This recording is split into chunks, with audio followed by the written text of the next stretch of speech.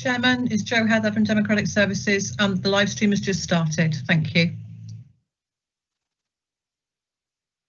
Thank you, Jo. Good morning. Welcome to this virtual meeting of Cornwall Council's Health and Adult Social Care Overview and Scrutiny Committee. Before consideration of today's business, I will outline the protocols for the meeting. Today's meeting is being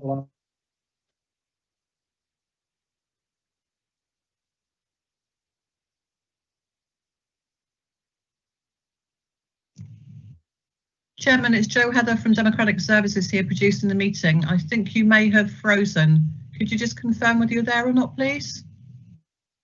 So one of the things that the chairman was going to say in his announcements was that if he has any problems that Colin Martin as the vice chair will step in. I was hoping he was going to get a little bit further because I don't have his script for the first section. Yeah. Heather, do you have any of the, sorry, Joanne, do you have any of the script for that first section?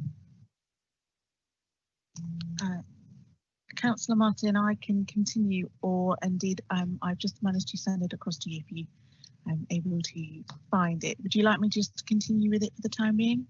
Yes, if you want to just read the formalities, that'd be really helpful. Thank you. Good morning. It's Leah Martin, Democratic and Governance Officer. If I could just pick up from where the technology failed. So today's meeting is being live streamed to the public via Microsoft Teams and is also being recorded. When members are speaking, they may choose to use their video, but if we can turn it off at all other times to save bandwidth. If the council's live stream fails during the meeting and we cannot share the proceedings, the meeting will be adjourned so that access can be restored. If the issue cannot be resolved, the meeting will be halted and the remaining business concluded at a future date. If a member experiences a technical issue, the meeting will be adjourned for a short period of time to re-establish their connection. Members wishing to speak or ask a question should indicate by typing X in the chat box. As members are called to speak, you'll be reminded to switch on your microphone. If for some reason you cannot be heard, you will be advised. Votes will be taken on a roll call. The officer will read out the recommendation in the name of the proposer and seconder and will call each committee member's name in turn. You should confirm your name and advise whether or not you are voting in favour or against the recommendation, or indeed if you wish to abstain from the vote. The votes will then be counted and the result advised accordingly. Where a member has a declared non-registrable interest, a disclosable pecuniary interest or interest by virtue of trade union membership in a matter, they must leave the meeting. Their departure will be confirmed and they'll be invited to rejoin the meeting at an appropriate time. Before we start the meeting today, I would like to confirm the members and officers in attendance for the public. I will now call your name and please could you confirm your name, electoral division. If I just move to that screen. So I can start. Councillor Thomas, have you been able to get back on the line? Okay, we'll move to Councillor Martin. Hello, I'm Councillor Martin. I'm the Councillor for Lostwithiel and the Vice Chair of this committee. And thank you for that, Leanne. Okay, Councillor Biscoe. Bert Biscoe, Bosco and Truro. Councillor Chopak. Councillor Chopak, member for Poundstock. Councillor Gammon. Jackie Gammon, Bodmin St Mary's Division. Councillor Kirkham. Jane Kirkham, Councillor for Falmouth Smithwick. Councillor Nicholas. Sue Nicholas, Councillor for Maresine and Perinathno. Councillor Lennox Boyd. Good morning, Lennox Boyd, representing Saltash North, Cornwall Councillor. Thank you. Thank you. Councillor Parsons. David Parsons from Bude. Councillor Pollard. John Pollard, Hale North. Thank you. Councillor Thomas.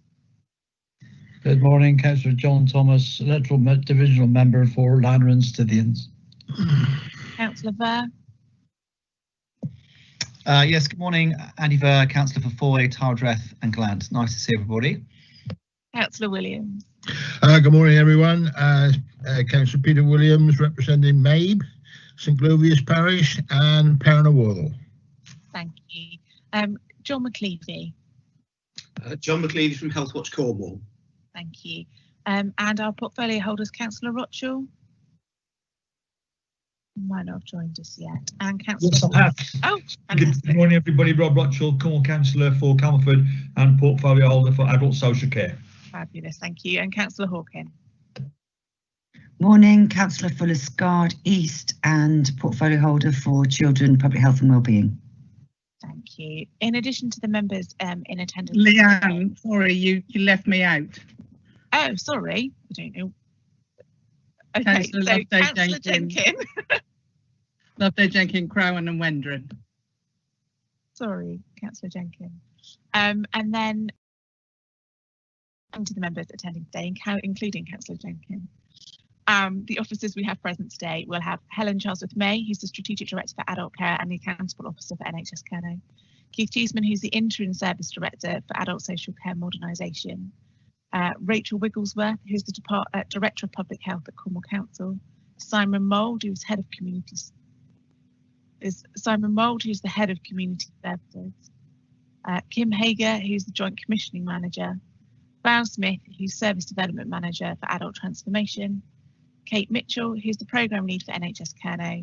Dr Neil Walden, who's the Clinical Lead at NHS Care. Tracy Lee, who's the ICS Readiness Programme Director. And John Price, who's the Joint Director of Adult Care and Health at Cornwall Council and NHS Care. Thank you. I'm not sure if Councillor Thomas has managed to get back on the line, in which case, can I hand back to you, Councillor Martin? Yes, thank you very much. I can't see Armand anywhere. I'm sure he will make his presence known if he manages to get back in. Councillor Martin, sorry to interrupt you. It's Jo Heather here from Democratic Services Producing. I did speak to Councillor Toms, so just to let you know that he's going to try and get back online. Otherwise, he's going to try and dial in. So hopefully we'll be back with us shortly. Lovely. Thank you, Jo. So the first item on the agenda is apologies for absence. Have we received any of those? We've had apologies from Councillor Ellenbrook. Thank you very much. And then we have declarations of interest. Does anybody have any declarations of interest? Okay, if they come to mind as we go through the agenda, then please point them out as soon as you become aware of them. The third item then is the minutes of the meeting held on the 23rd of September. There's 9 pages of minutes which were published a week ago. Has anybody got any corrections to point out? I'm looking in the chat box for anybody to put an X. I can't see anybody writing anything there. So in that case, I think we can move on to approve the minutes. So normally the chair would propose them and I would second them. So I'll propose that the minutes are a true and accurate record of that meeting. And John Thomas has put an X in there. Councillor Thomas, is that you finding a correction, or are you going to? No, seconded your approval, Mr. Chairman. Thank you very much, Councillor Thomas. Leanne, are we doing a roll call for minutes or the hands up function? We have to do a roll call for each of the recommendations for each paper. So if I can start, and we'll go down. So Councillor Biscoe.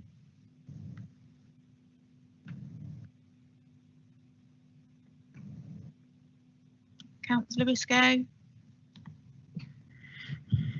I'll move on. Councillor Chopak. 4. Councillor Ellenbrook's not with us today. Councillor Gammon. 4. Councillor Jenkins.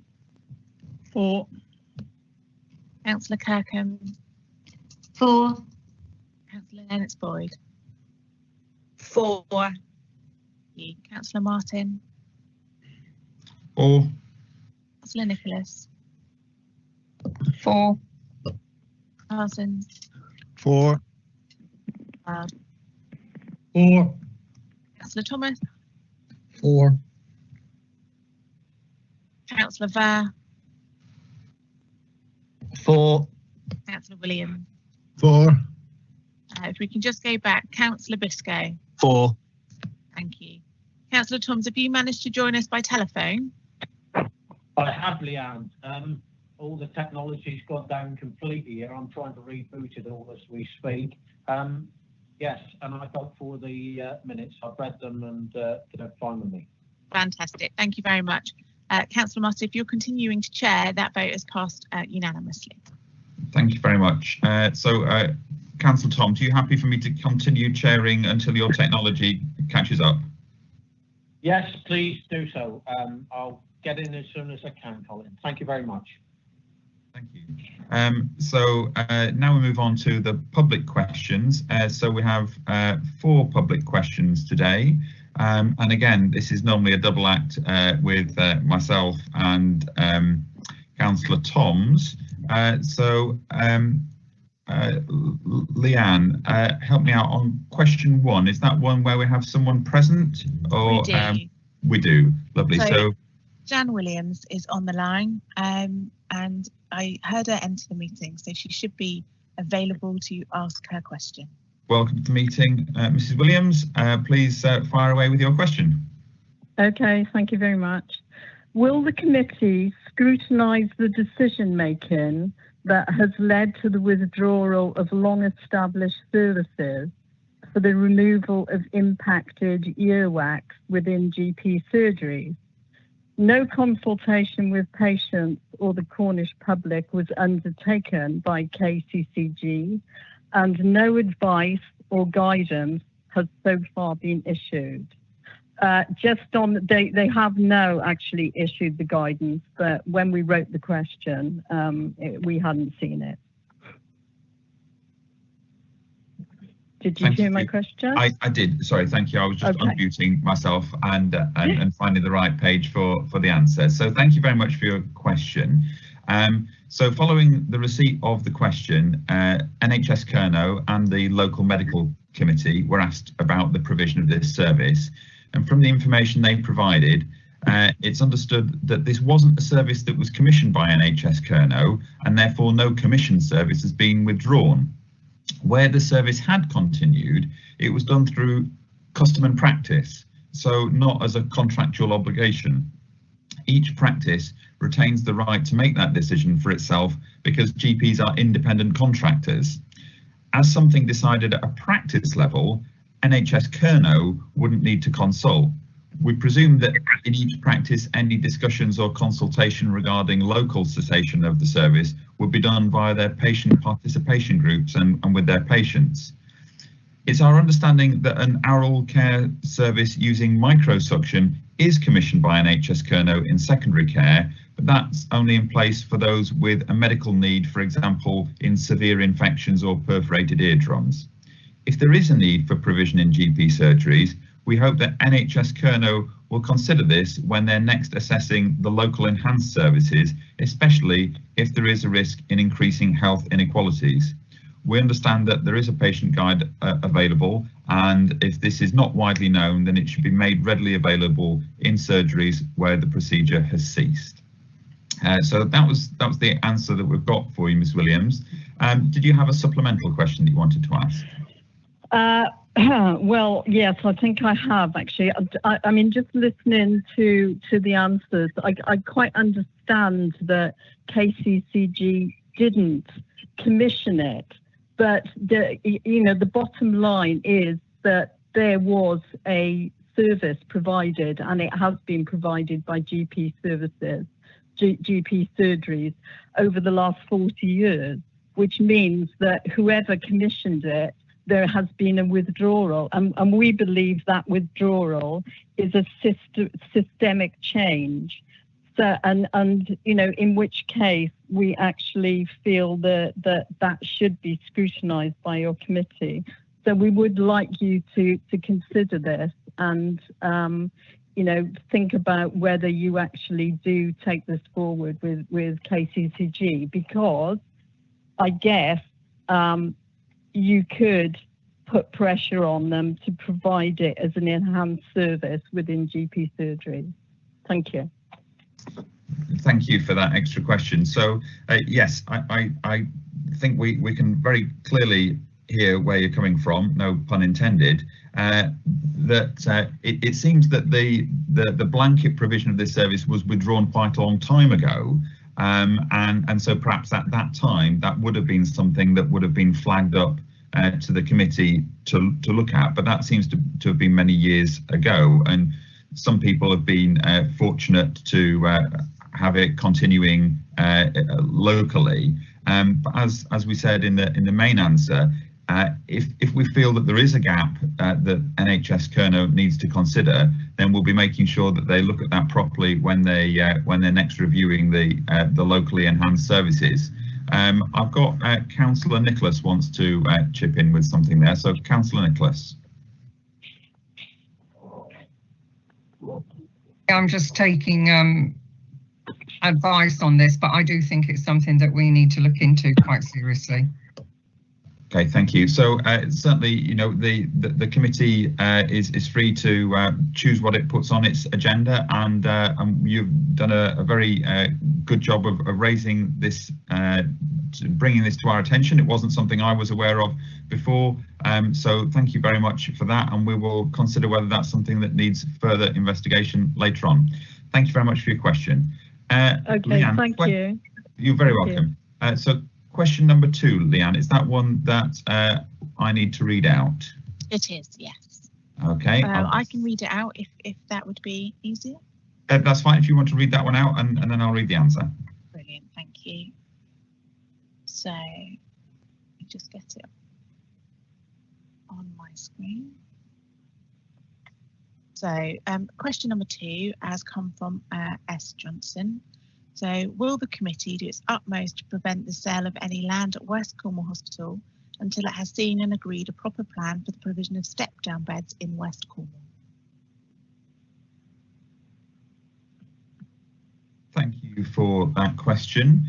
So item 7 due to be discussed today relating to community hospital engagement might cover aspects of this question. The committee hasn't considered that matter yet, and therefore we don't want to predetermine the outcome of that discussion when we reach it in a few moments. So RCHT were asked for an organisational contextual response in order for you to have some information, which is as follows. The land sale proposed by RCHT at West Cornwall Hospital is part of a project which has funding allocated by the Department of Health and Social Care to re-provide the existing outpatient department and urgent treatment centre. These facilities are outdated, costly to maintain, and no longer fit for the delivery of modern healthcare. The project proposed the sale of the existing outpatient block at the back of the site with its re-provision in purpose-built accommodation at the front of the site, with the same building as a new urgent treatment centre. In addition, the existing urgent treatment centre accommodation in the centre of the main hospital building will be vacated to allow space for more day case treatments and procedures to be provided in West Cornwall Hospital, thus avoiding travel to Truro or beyond. The sale of the West Cornwall Hospital land is currently a condition of the business case approved by the Department for Health and Social Care, and the whole scheme aligns with the Trust's long-term clinical strategy for providing more care closer to home, with patients being treated earlier on in their acute care pathway in local, high-quality and modern facilities. RCHT have said they'd be very happy to share the strategic outline case for the project and will commit to sharing further iterations of the business case as it develops. As part of the ongoing management of the project, RCHT will seek advice from their regulators, NHS England and NHS Improvement, as to whether they can redirect the land sale back to Cornwall to be invested in future health or social care accommodation, for example, extra care housing located close to West Cornwall Hospital. The redevelopment plans for West Cornwall Hospital are aimed at treating as many patients as possible in modern local healthcare accommodation and, where possible, maintaining the patient's health and well-being in their usual place of residence, close to family, carers and community and primary health and social care support networks. So because the questioner isn't on the line with us, there isn't a supplemental question. So we'll move on to question 3. Leanne, is that Peter Levin's question? It is, and he is on the line. Lovely, thank you. Peter Levin, if you would like to read your question to us. Yes, I would. Thank you. My question is this. Will the committee acknowledge that Penwith residents deserve equal provision of local step-down facilities with other Cornwall residents, and inquire into why Penwith residents aged 65 and up discharged from Trelisk are being sent to community hospitals at Newquay, Liskeard and Bodmin? Thank you for your question. So as mentioned previously, there is an item on the agenda today, item 7, community hospital engagement, which is likely to cover several of the issues raised in your question.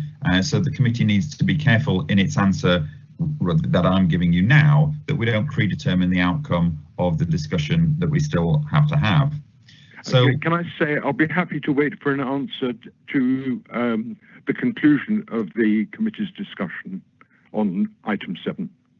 Okay, but then that would mean that you won't have the chance to ask a supplemental question. But if you're happy that basically the issues that you've raised are going to be addressed in question 7, then we can move on and you can listen into the debate there. Are you happy with this, doing it that way? Yes. Will I be getting an answer to my question? Well, I tell you what, I'll read out the answer that we've got here. And then we can see how it's. You can ask a supplemental if you want. If you think there's points that we've missed that you want us to pick up in the discussion later on. Yes, if you already have an answer, I would like to hear that, please. Yes, lovely.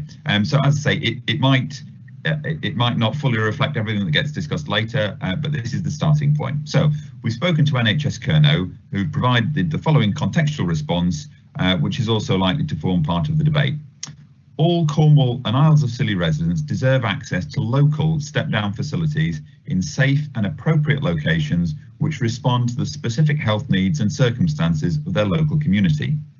The options for local step-down facilities and opportunities for active rehabilitation and reablement for Penwith residents include West Cornwall Hospital, community hospitals, nursing or residential home, hospice, where a person may still benefit from some reablement support, or the person's own home. West Cornwall Hospital provides a step up as well as a step down function.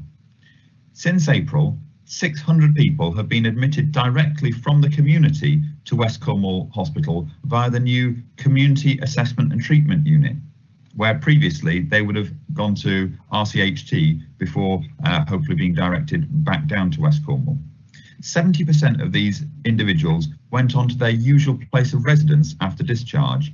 This reduces the chances of people travelling out of Penwith to other hospital sites. In answer to the question why Penwith residents aged 65 plus discharged from Trelisk are being sent to community hospitals at Newquay, Liskeard and Bodmin, we would not know the definitive reasons for this without reviewing their clinical notes. But the location for a hospital step-down care can depend on a number of reasons.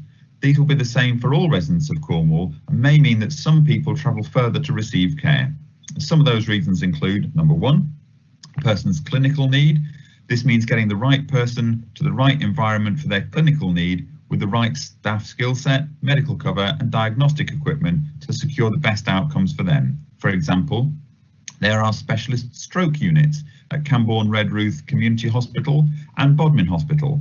If a Penwith resident has a new diagnosis of stroke and there are no beds available at Cambourne Redruth Community Hospital, they will be transferred to Bodmin Hospital's specialist stroke unit. This is because the unit will have the right staff and facilities to achieve the best outcomes. Penwith residents who require specialist dementia or psychiatric inpatient provision may also attend Bodmin. Number 2, a person's choice. There may be personal or family circumstances where people may request to be transferred to a setting away from their own home to be closer to the homes of family who may want to visit regularly. Number 3 is bed availability. All hospital beds are ultimately a county-wide resource to be deployed to meet clinical need. In a minority of cases, there may be unavoidable circumstances that mean people need to be placed further away from their homes, such as Newquay or Liskeard. This may include the system being under pressure or due to unprecedented circumstances such as the current COVID response. Generally, if individuals are placed in a hospital bed some distance from their usual residence, staff will work across the community hospitals to identify when a bed becomes available closer to home. So that's the starting point there, Dr. Levin. If you want to ask a supplemental question, then feel free. Yes, sir, I would like to ask a supplemental question. Can I just observe that the last year that Edward Hayne inpatient beds were available, hardly anybody was discharged from Trelisk, hardly any Penwith resident was discharged from Trelisk to Bodmin, Liscard or New. It just didn't happen. So I'm afraid I regard all that we've been told about possible reasons with no quantitative evidence as just excuses. It just does not explain why they do not explain why this change has happened since the Edward Hayne beds were closed. And for my supplementary question, I would like to say this. I would like to refer to something that the Southwest Clinical Senate has said. It acknowledges, it says some current community hospitals are too small, in a poor state of repair, inappropriate locations or unattractive workplaces. In these circumstances, there should be public debate to determine how best to deliver intermediate care in these locations. And there has been no public debate on replacing the intermediate care provided by Edward Hayne Community Hospital.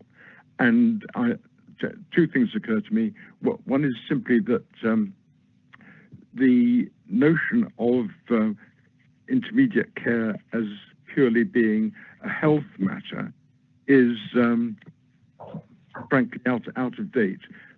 People leaving Trelisk, and I know this from personal family experience, require reskilling.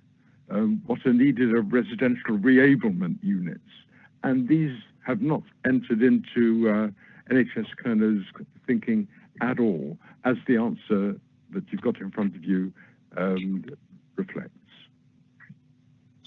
Okay, thank you for that. I think over the time that I've been on this committee, we have done a lot of work to try and create a joined up service between the NHS and the council social care provision. And so whilst I appreciate that wasn't directly mentioned in the answer there, I think it is something that's clearly on everybody's minds. But thank you for raising that as we prepare our minds for item 7 on the agenda later on. Right, if I can move on to question 4 now. Leanne, are you able to read that one out for us? I can.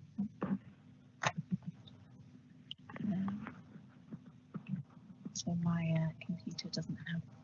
Right, so the question is from N. Abrahams of Truro.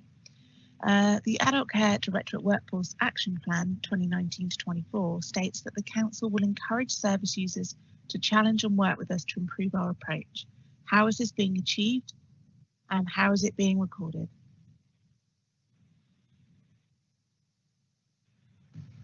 Thank you for that, Leanne. Now, I just note the version of the answer that I've been given here has got an asterisk next to it to say that it might not be the final version. So I'm wondering whether I should, where it would be appropriate for me to call on Helen Charlesworth May to read out the most up-to-date version of the answer, or is she happy for me to read the one that's in front of me? That's absolutely fine, Councillor Martin. I'm happy to do that now. Okay. So service users are central to our everyday practice as we seek to put the person at the heart of what we do. In 2018, Healthwatch undertook some work for adult social care that set out how we needed to improve the way we worked with people who use our services. We have done much to improve our approach to engagement and consultation when we are undertaking specific developments. And as part of our response to our peer review, we have adopted the best practice approach set out in the requirements of making safeguarding personal. We ask people at the end of every safeguarding review if they feel we have acted appropriately. We now need to embed this approach in our day-to-day work which is why we have included this aspiration in our workforce strategy. As part of this, we are closely monitoring service user feedback and maintaining close relationships with Healthwatch, who canvass the community regularly. In addition, complaints, compliments and feedback are recorded and discussed widely with those to whom it refers, and appropriate actions taken, which may include changes in our working practices. The global pandemic, the arrival of the global pandemic in March 2020 has of necessity affected our original workforce plans, and as set out in this scrutiny paper, the workforce strategy will be revisited in light of members' feedback and as part of our recovery phase post-COVID-19. Thank you very much for that. So moving on now, the next item on the agenda is the item on drug and alcohol services. And we've got Simon Mould and Rachel Wigglesworth here. Simon, you're going to begin with a very brief presentation so we can then move on to the members' questions. I don't think that you've joined the committee in recent times, since we've asked presenters to bear in mind that members of the committee have read your report, and so you don't need to repeat everything that's in there. And the key is just to make a couple of introductory remarks, and then we'll move on to the questions. Fire away. Okay. Good morning, morning members, and thank you very much, Chair, for the introduction. If I can introduce myself, Simon Mould. I'm Head of Communities, also interim Chair of the Safer Cornwall Partnership here today on behalf of Superintendent Jim Pearce. I've also got today in support Kim Hagar, who's our Joint Commissioning Manager, to support in responding to any questions that members may have. As the Chair's outlined, just very briefly, very minded that this paper's coming here after a discussion at Neighbourhoods Overview and Scrutiny in their role as being our Statutory Crime and Disorder Committee. And there, as the paper notes, there were concerns raised over capacity over the drug and alcohol treatment service system for Cornwall.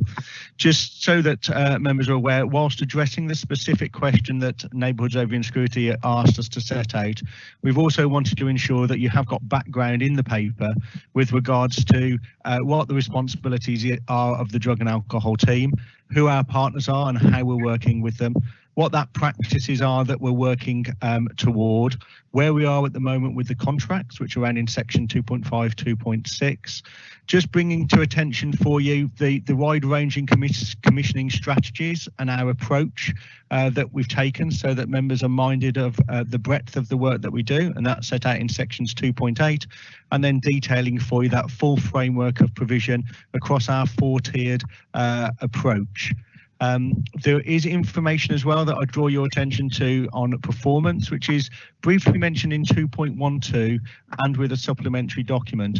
In summary with that, I think it is of note to draw to the attention that we are having particularly good success completion rates for opiate users, which will mean that locally our cost per outcome will be strong, and that is our biggest cohort in treatment at the moment and some of our most complex cases. Also, alcohol successful completion rates are in line with the national average, with those two groups representing 77% of the total number of people in treatment. And we can provide more information should members wish on the performance of that. We've also made sure that we've tried to provide for you detail of the key outcomes, which is detailed in section 2.9, and draw your attention to the risks and challenges that we're really seeing, which have been pulled out in 2.24, particularly with the change in use of drugs and some of the more complex issues that we're now starting to present. We would like to just draw your attention to the impact of COVID as well, and the way in which, through the partnership working that we've undertaken and the commissioning approach and its maturity, the way in which with commissioned services we were able to respond quickly and respond to COVID, particularly if you look at the reduction in harm with regards to every patient, which was around 2,600, being reviewed and assessed to ensure that we were able to work with them in a safe way.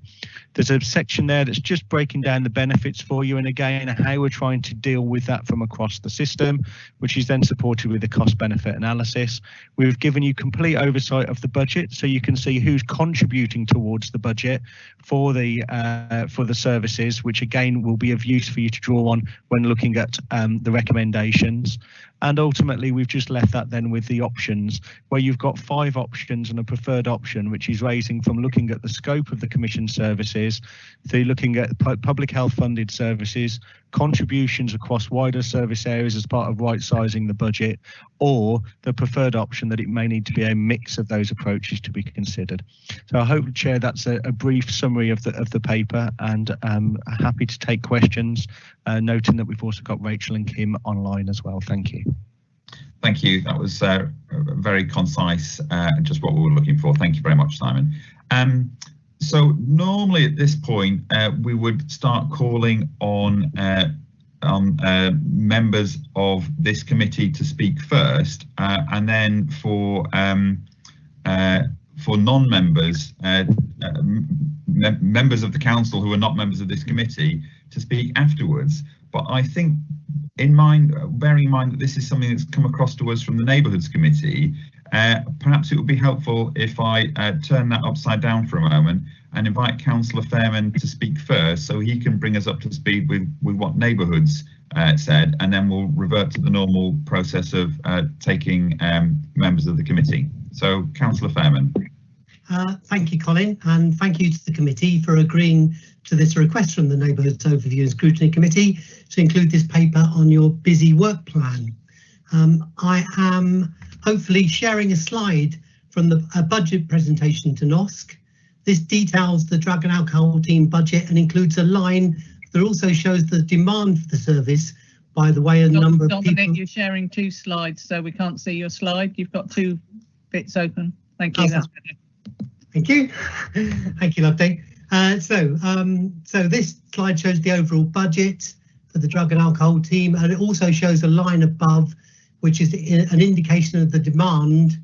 Have I got the right one? No, I haven't. Hang on a minute. Sorry for this. It's essential to get the right slide up.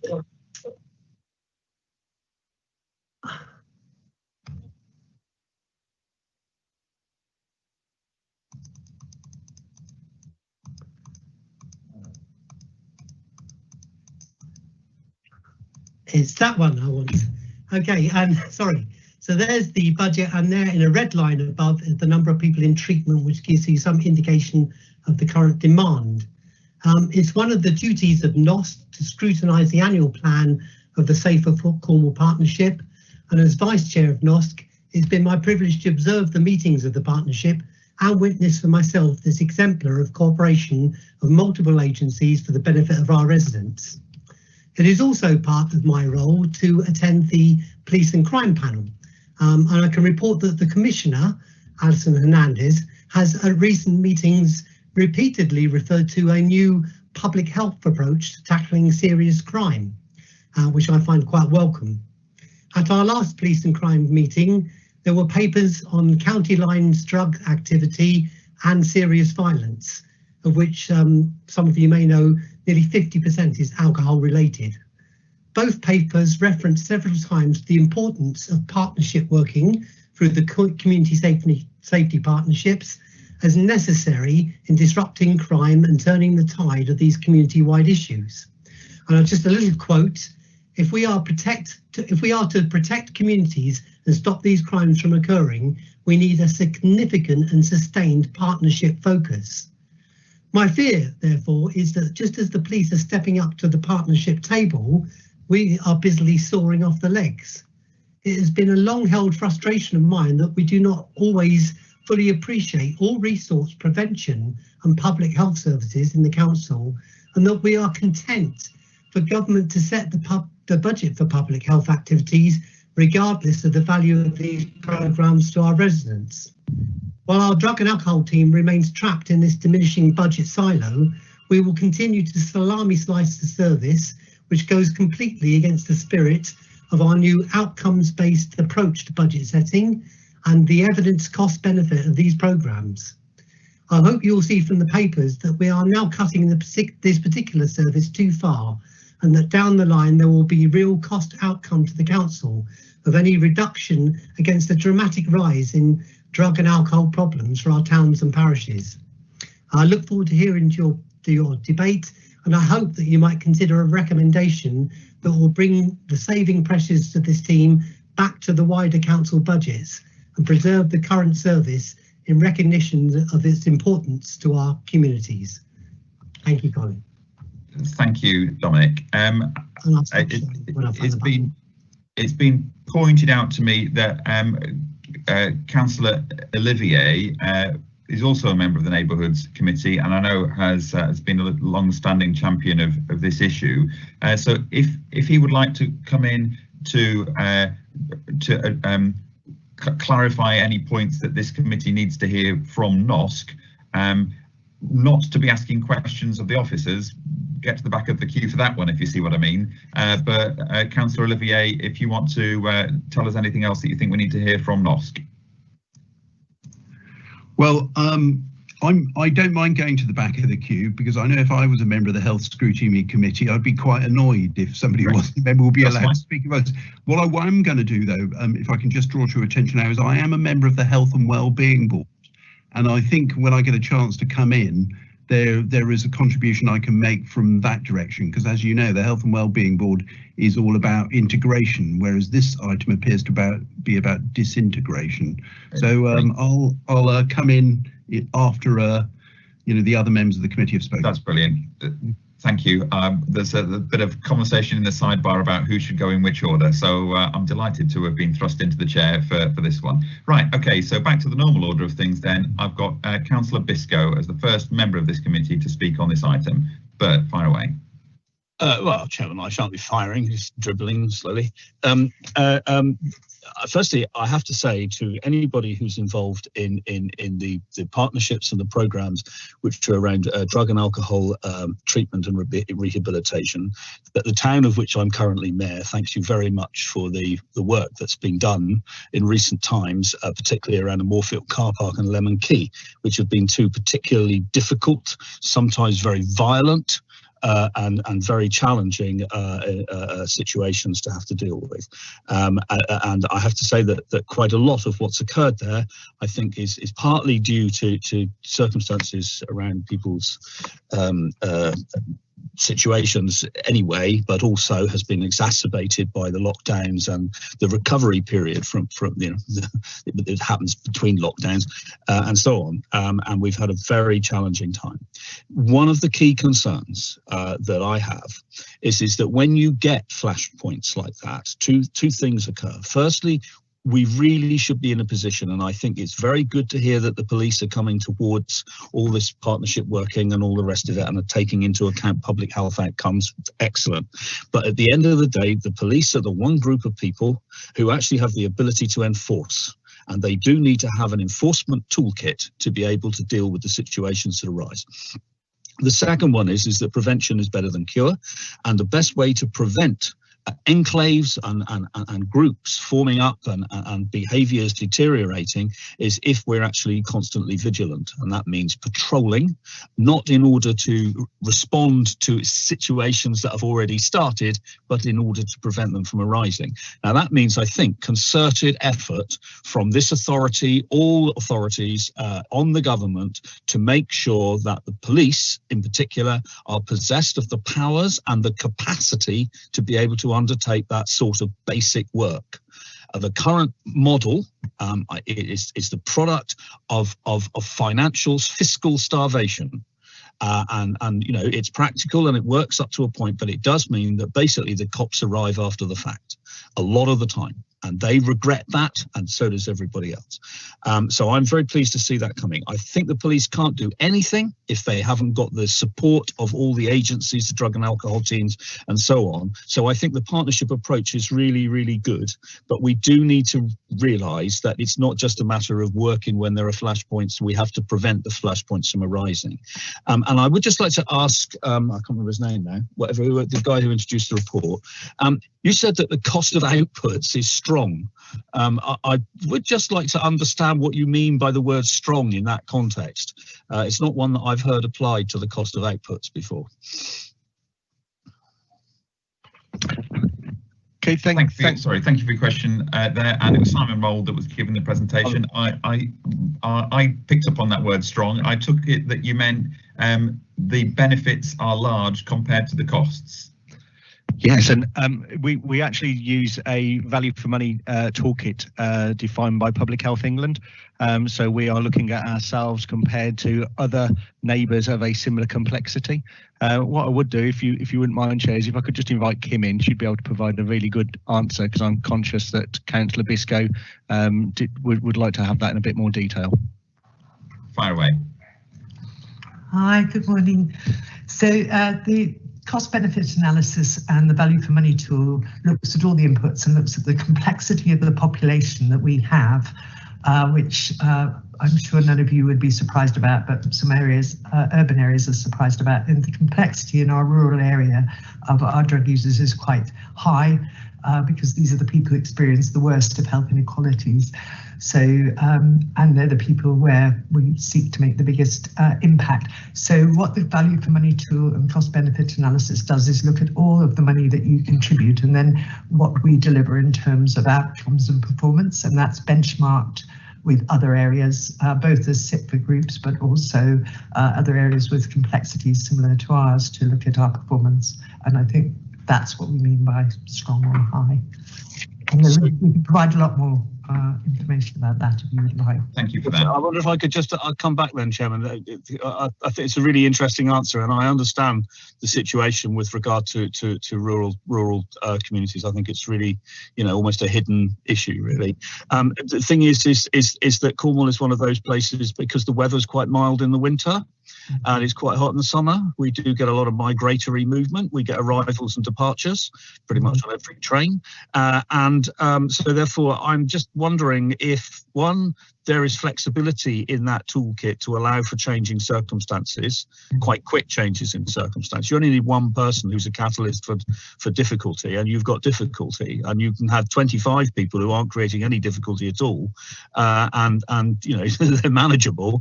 And it's just interesting to know how the budget sort of toolkit responds to that.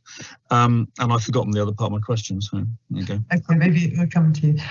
In terms of numbers engaged in treatment, so whilst we might have problems in our communities where we are dealing with visiting people, in terms of people engaged in treatment, they're predominantly Cornwall residents, but almost exclusive, as we've got very few people from out of area in our treatment population.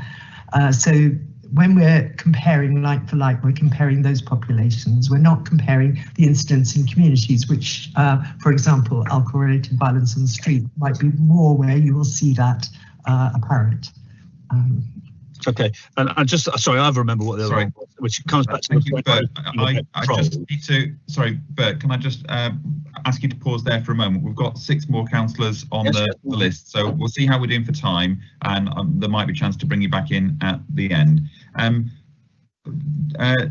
also got a note here saying that the Director of Public Health and the portfolio holder for Public Health both have to leave in 12 minutes. If Rachel or Sally have got anything that they would like to add before they leave, that will be helpful. Thank you, Chair. If I could, I think I just wanted to just say that we're very proud of our drug and alcohol treatment services in Cornwall. They're very good quality, and I think the report shows that, and that we also have good accessibility to treatment, which, so we have more in treatment, which is a positive thing, maybe compared to other areas, but that also does then drive some of the cost pressures that we're seeing within the service. So absolutely recognise that. Prevention and investment in prevention, as Councillor Fairman has already outlined, isn't enough. It never is enough, and we've had reductions in our core public health grants, which is the main investment vehicle for that, apart from obviously other activities across the council. So it's important to think as well as of prevention of people with addiction, as well as the treatment services as well. So clearly any investment in preventing things like adverse childhood experiences, things that lead people to go into addictive behaviours, is also really key in this conversation. So we need to talk about the round, and I think sort of look at where we are investing in that whole range of measures that prevent addiction and treat addiction, because the two things need to go together. And I think the final thing is clearly the public health grant itself is under pressure. There's some uncertainty. Obviously, over the last 5 years, we've had over £3 million taken out of that. All of the services funded under that grant have been under pressure and have had to look at cost effectiveness and look at where the savings can be made. We hope that the spending review might give some further news around that, but certainly that's one of the elements that's driving some of this debate. Absolutely, thank you for that. The squeeze on the public health grant is something that we have seen over the 4 years that we've this current committee has been in place, and of course COVID has put a lot of extra pressures on that budget. So I think it's right to say that we may need to go beyond the boundaries of what is sent to us. Sally Hawkin, as the portfolio holder, was there anything else that you wanted to say before you need to leave? Thank you, Chair. So I think that a lot of the points that Rachel's just made were the ones that we needed this committee to hear. It has been, this has been a subject of intense Cabinet conversation. So the paper that you're looking at now is one that Cabinet have looked at together. And I've had many conversations with Councillor Nolan, because I think what this committee had identified before, or were aware of before, was the need to make sure there was a really joined up conversation, because historically, the detail of this area was something that you felt you hadn't seen, and that there's absolutely a need to have that good join up between public health as the recipients of the grant and that team as the commissioners, etc. So hopefully you can see that there's been an awful lot of conversations that have been going on to support that. And although we've got to leave, Dulcie is on the call still, who has been a key part of helping to pull those strands together. Yeah, thank you. That's certainly something you've heard loud and clear from this committee in previous years, is that the way that this budget is allocated, we haven't had chance for much of a conversation, so we're grateful to be able to do a bit more of that now. Thank you, Councillor Hawkin. Andy Ver is the next member of this committee on the list. Yeah, many thanks. It's good to get in before the director leaves the call. I guess there's 2 points I want to make. It's a really helpful report, and I really enjoyed reading it, and I'm very grateful to all the work that's gone on the ground by the teams. I think what it demonstrates is that drug and alcohol addiction is a multi-agency, a multidisciplinary pan-system problem. One concern I have is that there's a risk that it seems to be being delivered by a single point of delivery, and if that delivery gets overstretched, it can become a single point of failure. And sometimes it feels like that on the ground, that I work in hospital, we have patients coming in with alcohol withdrawal, we give them the right drugs to treat alcohol withdrawal in the hospital, but then the plan is we discharge them and tell them to carry on drinking, because we know that the continuing use of the drugs to control the withdrawal symptoms, we're told, come under the auspices of the drug and alcohol team, and not ourselves, and not primary care. And I think the risk is that we're not perhaps sharing some of the solutions. So I think there's certainly evidence around, if you take for example of anxiety in children, studies have shown that you can help families with self-help books to provide some cognitive behavioural therapy within the family, and that can demonstrate faster times to recovery and better outcomes than going maybe on a traditional waiting list to have conventional therapy. And I just wonder whether it's just a question really, are we here in Cornwall embracing all the potential multi-agency solutions? I know, could we be empowering hospitals, GPs to providing more of the services under the training and the leadership of the drug and alcohol team to ensure that we're not creating a single point of failure? And then I also secondly would like to support what we do about the funding. I absolutely agree that given this is a multi-agency, multidisciplinary PAN system problem, I think there should be a PAN system solution to the funding, because absolutely, you know, the police are going to benefit from this, communities are going to benefit from this, health is going to benefit if we get this right. Thank you. Thank you, Andy. So I'm not sure quite who's the best person to answer that. Again, because the point is, Andy was saying it's everybody's issue. So Kim, you put your hand up first to comment on an answer. No, and you're absolutely right. So my short version to the answer is, yes, we're doing a lot, but it's never enough. So how will we know when we're there? If we can mainstream drug and alcohol treatment so that everyone's able to deliver those interventions, that would be, and the prevention, that's the longer term aim. Getting from here to there it takes time. So a number of strands we have in place that are doing that. We have a workforce development program where one of the biggest evidence-based impacts you can have is training everyone to do alcohol identification brief advice, so you get to people earlier and they don't require structured treatment. So that's one of the biggest programs that we run. 70% of our treatment now is in primary care, and that's one of the highest rates in the country. So we've done a lot of work with primary care about developing the competence and capacity there. Still a long way to go. And it is difficult with the balance of the budget to actually, we've had to withdraw some of the work we were doing with pharmacy, for example, of doing that. So we have to be focused around where we're going to have the greatest impact, primary care being one. Working with children and family services. So the drug and alcohol treatment service doesn't operate completely in isolation. They operate out of family centres delivering parenting interventions. If I was to say the biggest preventative activity you can do is break this intergenerational cycle of drug and alcohol dependence, and working with family centres delivering parenting interventions. If anyone had told me when we started delivering parenting interventions, everyone said, how are you going to get them, these drug and alcohol people, into parenting interventions? What stick are you going to use? And we just offered it and said, let's just see who takes it up. We could be doing, the demand is enormous. People jump at it and engage in it. And that's been one of the biggest, I think, successes of recent years. So, and basing drug and alcohol professionals with children and family services. So that's another big strand of the work, and in terms of developing a trauma-informed approach. And then in terms of adult social care, now there's a huge swathe of work going on in terms of making every adult matter, understanding the risks, the other factors that are impacting these people, because really the drug and alcohol problems are just a manifestation of everything else that's happened in those people's lives, and understanding of their vulnerability to exploitation. So we have a swathe of work going on in adult social care where, again, a lot of those people don't necessarily have to engage in treatment. So whilst the numbers are going up in treatment, likewise, if we were to map what everyone else is doing, that's equally rising at the same time. It's still enormously challenging and we're not there, but that's a snapshot of some of the things we're doing to embed the work and mainstream it, so it doesn't, as you're quite rightly saying. Oh, I'll just pick up on the hospital.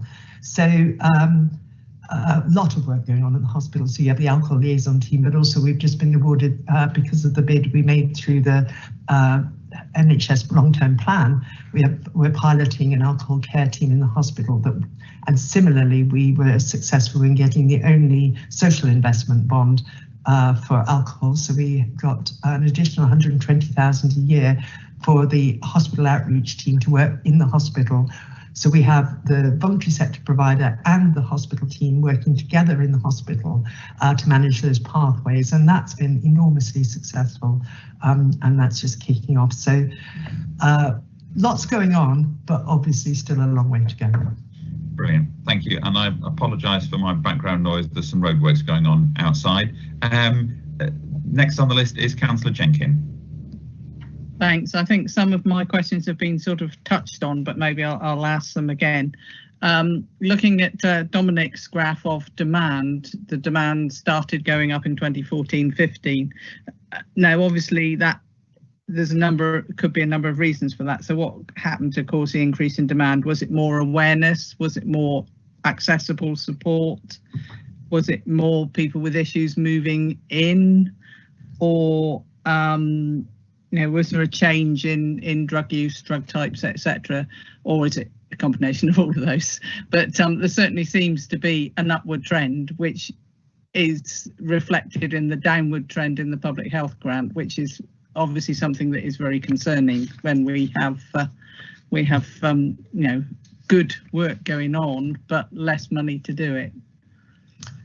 So there are, from what we can identify, and I won't say we know everything, but what we can identify is we do know at that point the intelligence showed we were being targeted very aggressively. So as the markets and cities became saturated, organised crime moved out into rural areas.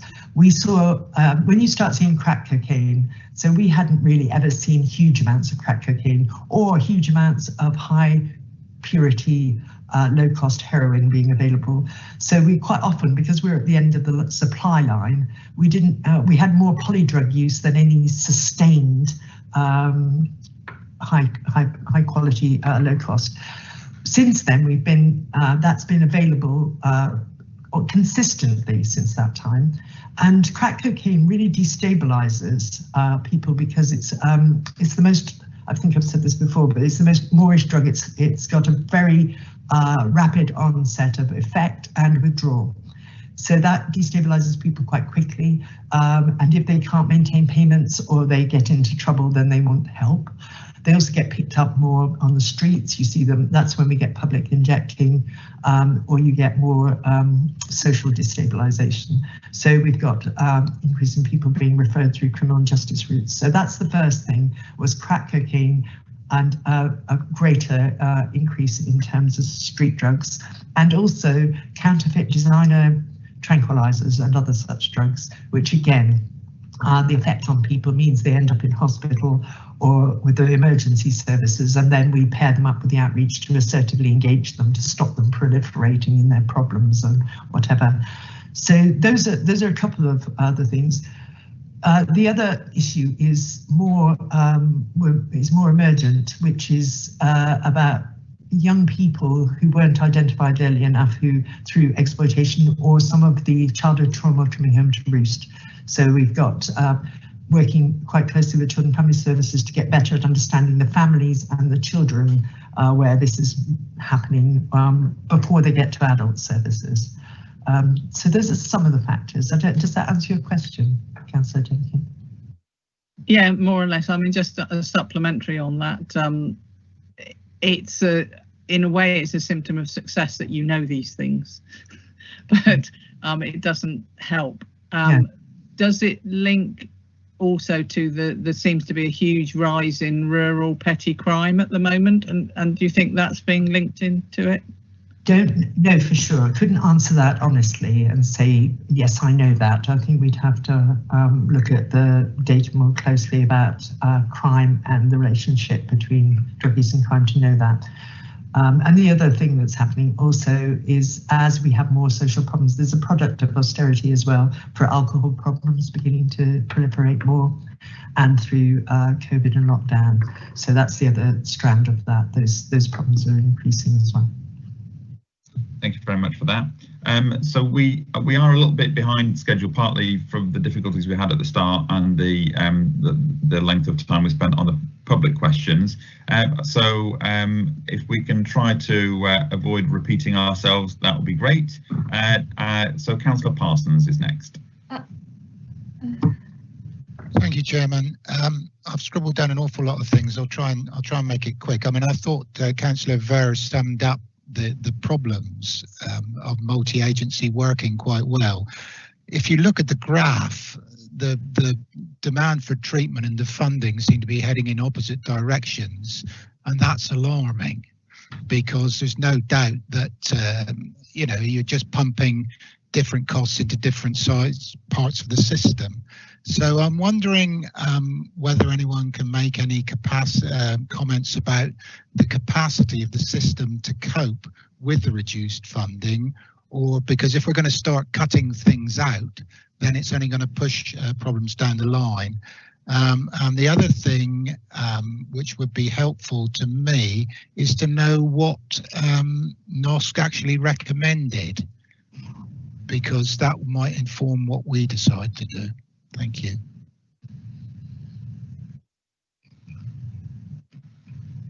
Ms. Hager, do you want to pick that one up? I won't pick up the HASCOSC recommendation. I'll pick up what we're doing about the capacity to respond. No, that's my fault. Sorry, I wasn't listening fully to Councillor Parsons' question, because someone was pointing out I should have invited them in first, and I was trying to get my list in order. So who wants to pick up on David's questions there? I'll pick up on the readers about what we're doing about capacity, and then perhaps HASCOSC members could pick up on HASCOSC. So we are focusing very much on what we can do to redesign the system as it is to manage the large numbers, and part of that, one bit is about managing expectations. So there are huge demands on the service to appear at everything and respond to every community problem, and we are going to have to look at how we manage that demand, because really they're supposed to be providing the treatment service, and it might have to be the rest of us that respond to those things more. Again, victim of success, but we can't have them turning up to every single town all of the time. But what we are doing in terms of internally in the service is starting to stream people into those where we focus more intensive provision, and those where a lot of the workers and the successes come from motivating people to change. People don't come into treatment wanting to change. A lot of the work is that's been successful about the culture of this system has been about an assertive, persistent engagement and motivation. That takes time. And I think what we're going to move to, and it may impact on our outcomes to a degree, is move to a more intensive frontline first 12 weeks of treatment, and then stream people into those who are not ready to make change, and we're just going to focus on keeping them safe and alive, and the rest focus all of the intensive provision on those who are ready to withdraw and come off. Now that's counter to what National Drive has been about, promoting recovery with everyone, but I think we're going to have to do some of that just to be able to keep the capacity and the numbers worked with. That's the answer to that question in terms of managing the pressure cooker in treatment, but I'll leave it to HASCOSC members to answer about HASCOSC recommendation. Yeah, thank you. Leanne's very helpfully put in the sidebar there the recommendation from HASCOSC to our scrutiny committee. So I'll just read that out so that people who are watching on the live stream know what we're listening to. So HASCOSC resolved to recommend to the Health and Adult Social Care Overview and Scrutiny Committee the following: given that drug and alcohol services are working significantly over capacity against a rising tide of crack cocaine use, that the Neighbourhoods Overview and Scrutiny Committee recommends to the Chairman of the Health and Adult Social Care Overview and Scrutiny Committee that a single report regarding the budget for drug and alcohol services is requested to aid the scrutiny from both committees. Thanks for that answer, and thanks for the recommendation. I think what I would say is I would want that report to focus on capacity, because I think you need to have some evidence to show that because of the restriction in budgets, and we all understand the reason why there's restrictions in budgets, but because of those restrictions, what are the consequences of that? And I think being really clear about that would be helpful. Thank you. Thank you. So moving back up my list, the person I should have called before Councillor Parsons was Councillor Kirkham. Thank you. Thank you very much, Chair. Sorry about that. Yeah, just a couple of things to say and a couple of things to ask. I work closely with our We Are With You workers where I am, and they do an awful lot more than they're contracted to do a lot of the time. They're brilliant. Ours have got just won an award for the Southwest Outreach team actually down in Falmouth, so they're really good, and they do work closely. I know that the treatment stuff is separate to the outreach, and the outreach do street link and all sorts of things, but they work very closely with the police and with Cornwall Housing Outreach as well, and it works well, actually, it really does. It is a shame that that basically the budget has been siloed and passed over to us in 2013-14, because it does cause problems with, as Councillor Ver was saying, trying to fund this. If it's all part of society and it's only coming out of one small budget that's dropping every year. I wanted to just ask a couple of questions. One was to say I was looking at some of the expenses of the provision, and I know that rental costs have been cut right down from 600 to 255k, and I wondered where they were paying rent, and if they were paying rent to any of on any of our buildings, because obviously under the One Estate scheme we could try and maybe do something about that. The other thing I just wanted to flag, really, I was amazed that the price of the drug that begins with B that I can't pronounce has shot up from 34 to 320,000, which would explain why we're maybe struggling with some of that funding, and it seems very unfair that we should be looking at cutting frontline workers because of things like that. So I would certainly urge that if there is a way to cover this budget from outside the public health budget, that we should certainly be looking at that. Okay, thank you. Thank you for the lovely things you said about the service, and I think that's great to have a contribution, because again, going back to Councillor Ver's point, work has also happened a lot to enhance the ability of accommodation and housing services to work with this group as well, so they're playing their role. In terms of rental, it's a simple answer. The remaining rental costs are tied into leases with private landlords.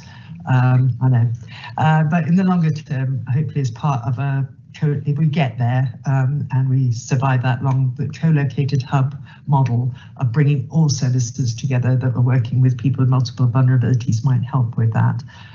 But that's the answer to that one. And what was the second question? That was it, really, because the other point was about the drug. Yeah, the drug. An agreement was made. That was we secured money from public health to. And I'll be clear, we're part of the public health service, so but additional funding whilst we looked at how we could redesign that drug treatment, out of treatment, and other alternative approaches. So yes, it was a shock and it hit very quickly, and those things might happen again. In the next couple of years are going to be very volatile about those things, aren't they? So if we had been in the NHS still, those you wouldn't see those things. They get absorbed within the NHS, as do all the premises costs and whatever. But once you bring things out, you see them more transparently, and then it hits with greater impact. So that will be down to nil by the end of this year, as we change what's delivered in terms of opiate substitute treatment. And it was given instead of, not as well as, not instead of frontline staff or any of that. Thank you for that. So moving on, we are still a bit behind time, so if I could ask people to focus as much as possible on questions rather than speeches. Next is Councillor Chopak. Good morning, and thank you for that presentation. That was really interesting, and I will. Most of my questions have been answered, but I'm sort of going to jump a little bit. Can we ask that, obviously this presentation is obviously very detailed. Can we ask, and I know our work programme is already stuffed, as to whether we can have a report back following the COVID impact? I know COVID gets used and abused for all sorts of reasons as to why we have increases in numbers, but I think this report hasn't really touched on that, and I'm really sort of keen to see that. Obviously this may well go, into the new administration, but I think as a committee we should be making sure that we have that sort of ongoing connection with this particular budget, and it's a shame that it's taken this long to sort of have that report. So as part of the recommendation, I would ask if you could come back for review at some point. Thank you. Simon, you thank you, Chair. want to come up on that? Just to acknowledge, we definitely can do that, and we can also be sharing with you the annual Safer Cornwall Partnership report as and when that comes through, which features a section on COVID and what we've done so far to do that. So we can provide that as an interim update as well for you. I think that'd be good. Thank you. Yeah. Thank you very much. And Councillor Chopat, a model of concision in asking a question without a speech. Thank you very much. No Councillor Gammon is next on the list. Good morning. Yeah, thank you for that report. And I am aware of the good work that happens, but I am also a frontline drug and alcohol therapist myself. And I would like to have more detailed information as to what we provide through our partner agencies for clients. Not all users choose to be users. Quite a few of them have suffered, and a great majority that I work with have suffered childhood adverse experiences, which have gone into adverse childhood experiences because they know no other way, because it is how they are used to living. It is what they believe that they deserve. And it distresses me that only this week I had an email from a fellow professional saying, I have no idea that your organisation existed, and that we have real difficulty sourcing therapy for our client groups. So I would really like, I think it would benefit us to see what actually is provided. Councillor Ver talked about CBT. Yeah, some can be treated by, and I use the word treatment because I don't believe that all clients can be treated. Actually, it's the client that needs to have the desire and the support to be able to change, and that change comes from within the person. But you can't always work with someone. With some of these clients, the damage is such long-standing that 10 to 12 weeks of work is just about enough time to get that client to trust you, to build a relationship. Some of my clients I have been working for 2 to 3 years with, because it is long, deep-seated, and you need time to unravel that. They need time to unravel that, to understand what makes them tick. And that is for a percentage of users, because they are self-medicating. That is what they are doing. They are trying to drown out what they are struggling with. And I realise we can't afford that for everyone, but we should be moving back towards a person-centred way of being with these clients. It isn't just about curing them. Thank you, Jackie. So I think that was, I agree with a huge amount of what you said there, Jackie. Absolutely spot on. I'm not sure that it was a question so much as perhaps a plea that when the plans are put together going forward, they need to include that broader picture. And I think a lot of what people are saying here feeds into the fact that really the community safety partnership perhaps isn't being quite as effective as it needs to be in terms of including all the right people to bring the right information, and also the right commissioners to bring their checkbooks. And perhaps one of the things that we might be able to recommend in a few minutes is some review of the way that community safety partnership is structured and who turns up to it. Simon, you've got your hand up there? Yeah, just on that, Chairman, if I may, I can provide members over the last 4 years with formal requests for different funding models that have gone out to all partners and also include all partner agencies. So from a partnership, I would like to give reassurance that we have definitely been raising that on an annual basis. The challenge, of course, is not being able to insist on contribution hence why we've ensured that within the budget section of the report we were showing where those contributions lie. So Kim has also led up now a joint commissioning group which is bringing all of the commissioners together and looking at how we can start to do that, which may be of use for you to be aware. Thank you, that's helpful. Jackie, did you just want to come back in with a brief supplemental question? Yes, sorry. What I was initially asking for, Chair, was I would like the committee to see detailed information as to what services are provided by the people that we commission to provide these services. Because as a frontline worker, it is my experience that a lot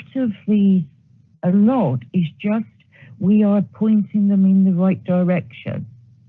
Where is the right direction? Right, so much as we've talked about with children's mental health services, there's lots of different provision out there, but lots of people don't know about all the different bits that are there. So Simon or Kim, are you able to tell us that there is one definitive place that we can look for this? I know with young people, we say go to the Early Help Hub, and that's the place that all that information is available. Where's the one-stop shop for adults looking for direction to the right piece of information? Sorry, no, Colin, what you're missing is I don't feel I as a committee member. As a committee member, as a frontline worker, I do not know what we are actually providing. All we get is this is the agency that is doing the work, and we get a lot of facts and figures, but we don't actually have the bare, this is what this agency provides. Here is the evidence that they provide it. That's a fair comment. I'm getting to base level here. I'd like to see. I don't want the flowery stuff. I want the real stuff. So when this comes up for our budget in a few weeks' time, we want to make sure that we've got an actual breakdown of the number of staff and exactly which services they're delivering before we're asked to sign off on how much money is going into it. Yes. Great. Thank you, Jackie. Next councillor on the list from the committee is Councillor Toms, who I think has got his internet back up and running. Yes, thank you, Colin. I'm sorry, but there's water in the green box up the road, and it's affecting everybody in my area, so I can't help that. I'm sorry. Firstly, congratulations to Kim and Simon for their work that they do each and every day.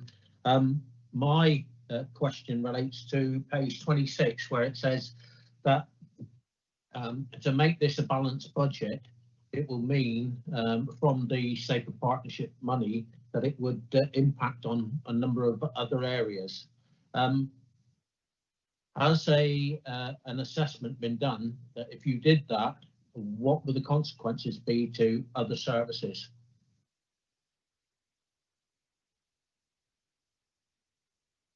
Who wants to pick that one up?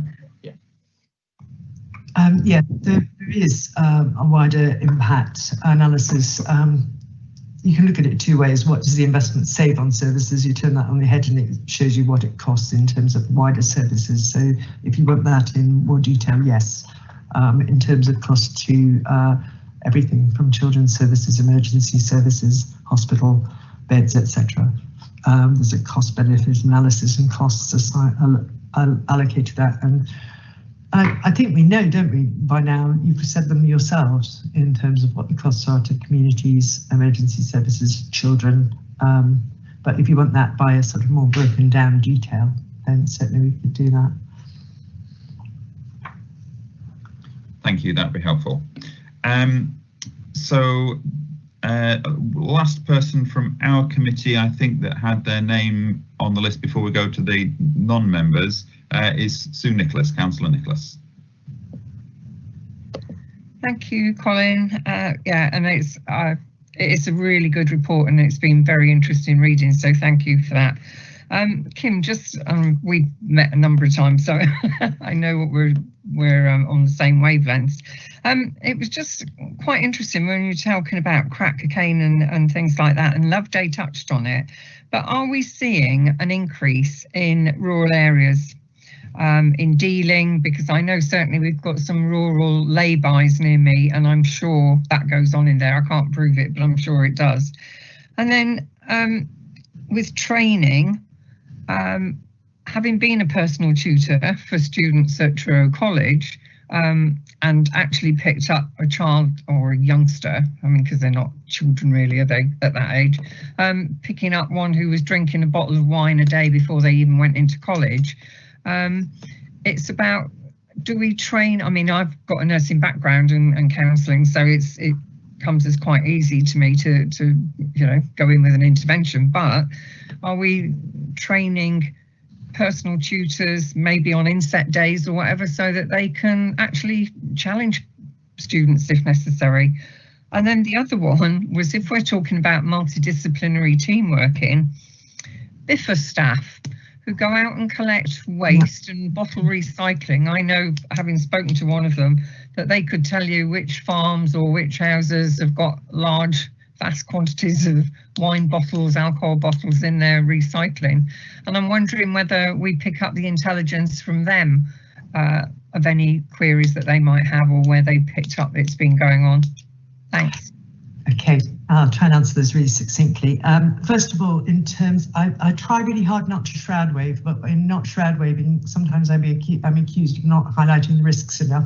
So what I'll be very clear about is the challenge of these drugs is enormous. The police and ourselves are overwhelmed by it. So if I just take at the moment, where there was an operation in one locality last week, they identified that there were 100 phone lines associated to that one individual, and we're trying to issue batch messages through those phones to say, because we know people are being exploited, any vulnerability is being exploited.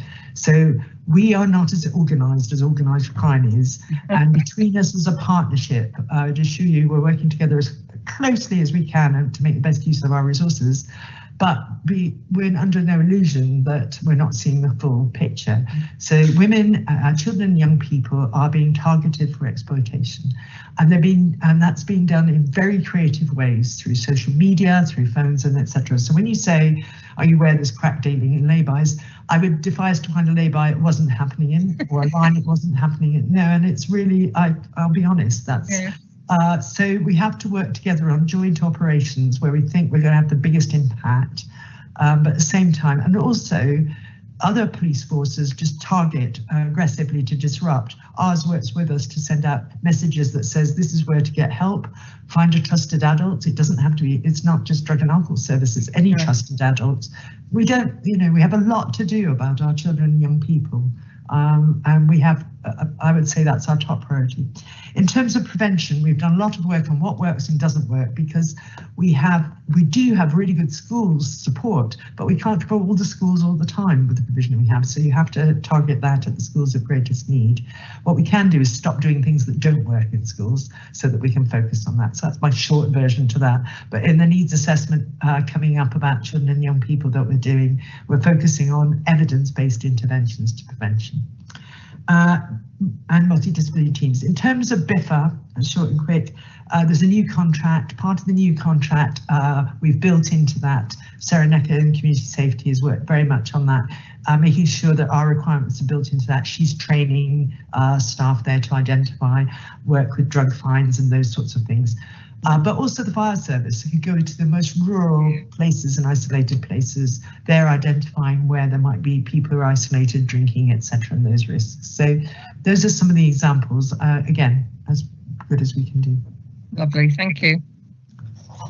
Thank you very much. Some excellent questions there from committee members. And now if I turn over to Councillor Olivier for a comment about from the Health and Wellbeing Board perspective.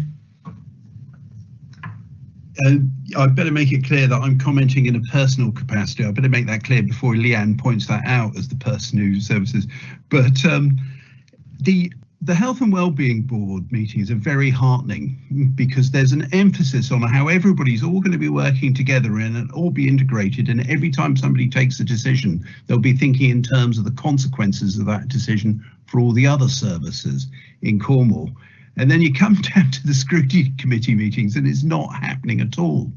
So perhaps that's a slight oversight, but this proposed budget cut is the worst kind of false economy. I understand the pressures that the people making these decisions are under, but it is a false economy and of the worst kind. And I really hope that the Health Scrutiny Committee will make that point strongly and continuously. We should not be doing this. Right? I'm bringing the health and well-being on board argument because I think it is a helpful argument that we've got this organisation which we're developing as part of our path to have an integrated care system. It's laying out this philosophy. The document, our application to become an ICS, an integrated care system, was considered at the last Health and Wellbeing Board meeting, I think on the 11th of December. What we're discussing today completely contradicts what the objectives of the various health partners have laid out in the forum of the Health and Wellbeing Board. So I think you ought to bring that consideration into play. We're supposed to have a strategy. We're supposed to be integrating what we do. And now we're doing something which everybody knows is wrong, because every pound you spend on these services saves so much trouble and expense elsewhere. That is not a critique of the people who've prepared the plans, because they've done the best they can in difficult circumstances. But I hope the committee will be moved beyond saying this doesn't look like a very good idea to saying this is a really bad idea and we shouldn't be doing it. The last thing I'll say, I've met Kim Hager on a number of occasions. She did a very good presentation, and rather shocking presentation to Penzance Town councillors about drug use in Cornwall. People are not sufficiently aware of it. I personally think Kim was the missing link in Simon Reeves' television programme on Cornwall. You could have made a very considerable impact on a programme that already did. But thank you for that. You asked us to be concise, so I'm being concise by my standards. And I hope you take into account what I'm saying. This is going against our strategy. Thank you. By your standards, Cornelius, that was concise. Thank you. So I don't think that particularly needs an answer from any of the officers. We're now 30 minutes past the point where we were hoping to finish this, and we need to go on our comfort break shortly. So I think we need to move on to recommendations. Now, I think that most people may feel that the default recommendation in the minutes in the agenda is just sort of warning us, you can't just spend money out of reserves. So what else do you want to do? Can someone point me to the right page where there was a preferred option? Simon, did you say there was something on there? And we also just need to try and get some clarity. What is it that this committee can recommend and approve versus what is it that HASCOSC it's in their remit to recommend and approve, or where are they sending something over to us that they want us to look at? Leanne, can you help guide us in the right direction? Thanks, Councillor Martin. So the Safer Cornwall plan has been to HASCOSC, and there were recommendations made at that committee. So they look at crime and disorder, so that's the element looked at by HASCOSC. In the past, there has always been the fact that there is a crossover with health and the impact on health and well-being, hence why we get part of the discussion. So I think we just need to be mindful that the Safer Cornwall plan has been signed off and recommendations made on it by HASCOSC as part of their statutory duty. And we're working in sort of jointly with them. We don't want to be duplicating the work that they do. I think Councillor Rule is on the line. If, as chairman of HASCOSC, she wanted to make any comment. Anything Councillor Rule has to say is always worth hearing. She hasn't yet put a hand up to say she wants to say anything just now. Carolyn, are you wanting to chip in there? Chairman, I am here, but I'm quite happy to let Dominic is taking the lead on it from our committee, and he was very eloquent at the beginning. So and I've listened with very great interest, and thank you for the support that it seems to be acknowledged by your committee that you share our concerns. So no, I've nothing else to add, my darling. I'm just very grateful that you're taking time to look at this for us today. Thank you. Thank you.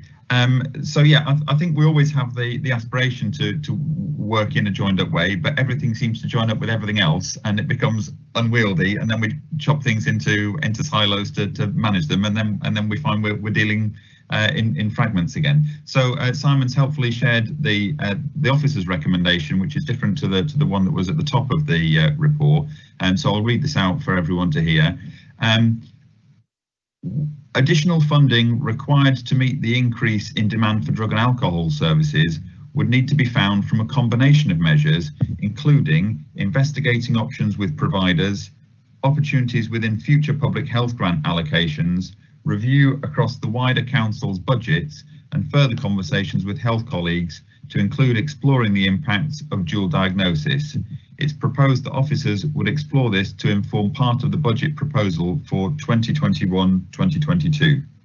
So, in other words, we are just at the beginning of the budget setting process for next April. We've heard loud and clear, and that the wording there says we need to make sure that we've considered this fully before we sign off on anything. So I don't think we're in danger of approving any cuts today in anything that we say. There's a couple more comments from people wanting to come in, and I just hope we can try to get them into some semblance of recommendations that we can get written down. Dominic, I think you've got your I'm hand up happy again. to wait until committee members have gone first in case they pick it up.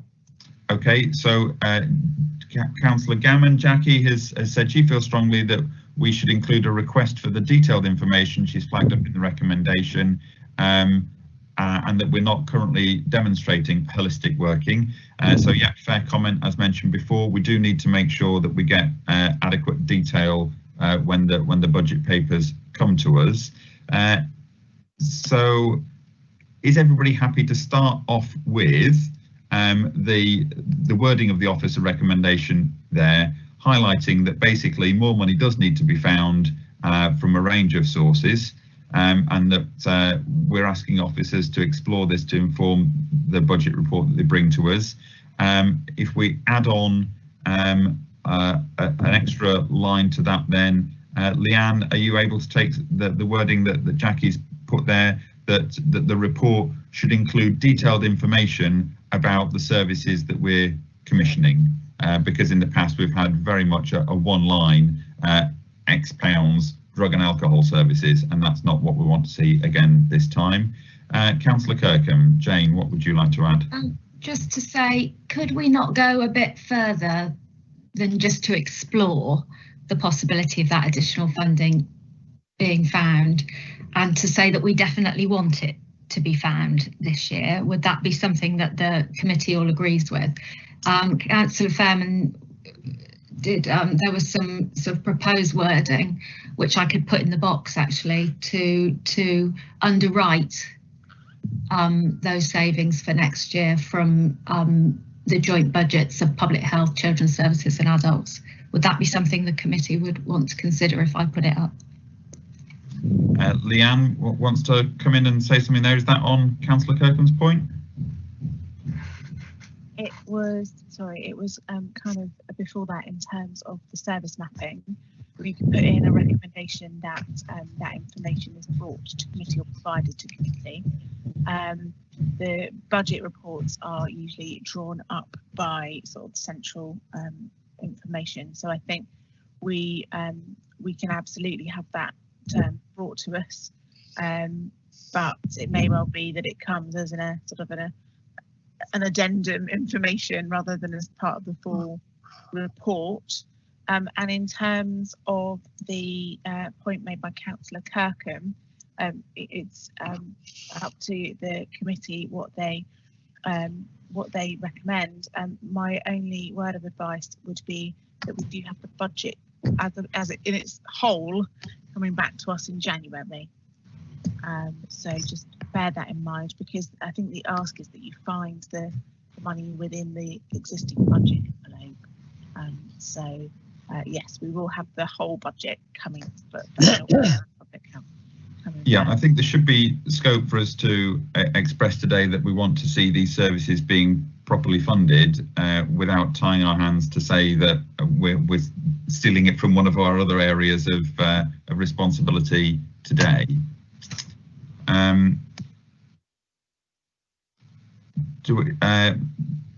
Councillor Biscoe, have you got? Can you help us out with some specific wording?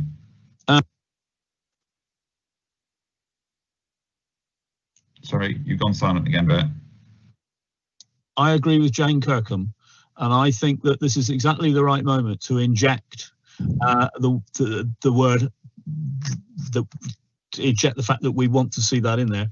I think the argument that underpins it is that many of the problems that we're seeing arising, many of which we don't yet know too much about, are arising from the responses that we are seeing to the pandemic, and therefore the pandemic situation is such that in a demand-led area like this, demand is increasing.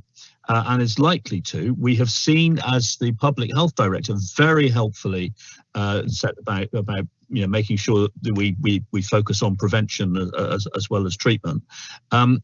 We heard her say that the Public Health Directorate budget the grant has been systemically reduced over a number of years. And that's actually a trend that, in the circumstances in which we find ourselves, is not a helpful trend. So therefore, I think that we don't.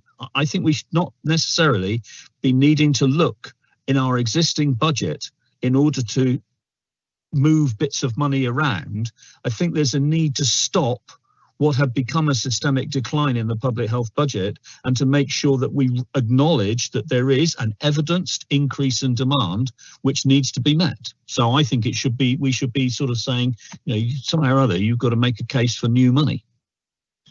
I think I don't think I'm going out on a limb to say the committee probably agree with what you're saying there. The challenge is, how can we put that into a specifically worded recommendation? So the opening sentence in the draft that we've got here says additional funding required to meet the increase in demand for drug and alcohol treatment services would need to be found from a combination of measures. Perhaps we can change that to say the committee calls for additional funding to meet the increase in demand for drug and alcohol treatment services, and acknowledges that this would need to be found from a combination of measures. Does that work for everybody? Sorry, whose hand's up next? And Jane, do you want to come back in? I can't work this computer. Am I on now? Yes, you're on. Yeah, maybe change explored for found.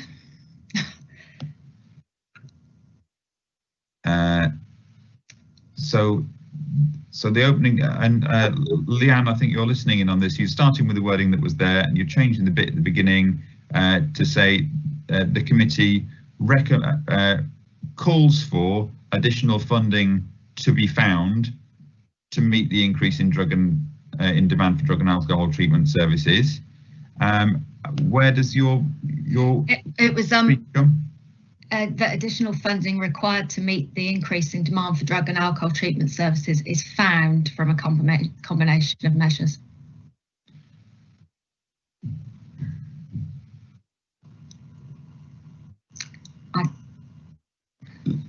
Leanne, are you working with something on your screen that you can share as you're editing it? I'm trying to type it out. At the moment.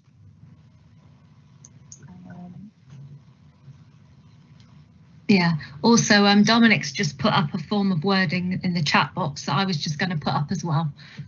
Okay. So Dominic's for a second clause. In any case, and excluding any uplift in the public health grant, because of course, as we speak today, Rishi Sunak is standing up announcing the government's priorities for spending in the year ahead, and maybe we'll find that they think this is important too, and they'll give us all the money that we need. So he says, in any case, and excluding any uplift in the public health grant, children's services and adults be asked to use their wider budgets to underwrite any savings required by the alcohol and drug services budget for next year under the medium-term financial plan, so enabling the retention of staff and scope of the service at its current level. I think the challenge there is even that isn't perhaps looking as widely as it needs to, because this is actually about the health service budget and the police budget as well. So I think we need a line in there, a recommendation for the community safety partnership and the challenge is, I'm not sure if they can do this quickly enough for the current year's budget, but the community safety partnership needs to involve commissioners from all services, so that they can have discussions. This is dreadful trying to put it down in words. We need to, so it's an extra line to the recommendation, calling on the community safety partnership to invite commissioners from all partners or from all partner agencies, so that they can have a meaningful, so they can bring together the funding that they need from all sources. The point is that we as a scrutiny committee don't have the power to bring in all the money that's needed, but there are commissioners with those powers. We did have a conversation earlier on with Helen Charlesworth-May, who is now the joint lead commissioner for adult social care and for NHS Kerno. I don't know if she's with us and feels it would be helpful for her to say anything at this point. So I am here, Chair. I have worked with these budgets in the past where we have brought together all of the services that make a contribution through community safety partnership. So health, care, police, health in its widest sense. So not just GPs, but hospitals, and as far beyond as possible, because the best, because if we get this right, the benefits fall in our police and hospital services, and so trying to work out how we invest more in our prevention and less in treatment is the best way of ensuring that there is the right amount of money available for these services. So I absolutely agree that we need to support the existing level of service in the short term, whilst we find ways of investing in prevention so that these costs no longer build, because these costs will continue to grow unless the costs in the service, in the DAT service, will continue to grow unless we work out how to invest in prevention services. And I would argue that some of those prevention services will be in children's services, some of those prevention services will be in police services, and the rest is largely treatment. So what I would really welcome is if we could bring community safety teams together, community safety partnership members together, in order for us to work out collectively how we invest in prevention to enable us to cap treatment costs, which is what these are after all. So, Chairman, I think I might have a way of doing this for you. And I've just got the Leanne, as Democratic Services Officer, wants to jump in, and then Bert might have a way to solve it for us. Leanne. Thank you. Just to advise committee members that Safer Cornwall already has a number partnerships and officers that sit on that, and I believe the chairman is also an observer. So they already do have commissioning on there and have been doing a lot of work trying to get financial plans and contributions from agencies. So just to highlight the fact that they are undertaking quite a lot of work on that already. And I think that the interim chairman of Safer Cornwall, who's Simon Mould, might be able to provide further information on the work that they've already been doing. Thank you. So, Bert, if you wouldn't mind holding on a moment, I will bring in Simon to speak from that perspective. Thank you, Chair, and thank you, Leanne. Yes, just to confirm, I think as noted previously, Chair, we have been looking at this for a 4-year period now. So there are a number of things that we have been doing through a complex needs strategy, through bringing together a range of commissioners already to look at that. We are also working strongly with the children's and adults safeguarding partnerships to look at how we can link those things across. We are in early conversations, and I've discussed with Helen how we can be working and gain into that wider health system and how we can do that. So I am confident that those conversations have already and extensively taken place, and we're building on a good base. We do need to ensure, of course, that both internal and external partners are fully engaged and bought into that. From a partnership point of view, the challenge, of course, that we do have is we cannot impose funding to be coming across. So hence why originally in the recommendations the words explore were put in there, because it's very difficult for me to actually say through a partnership perspective that funds must come from an area. But of course we will continue to look at how we can explore that.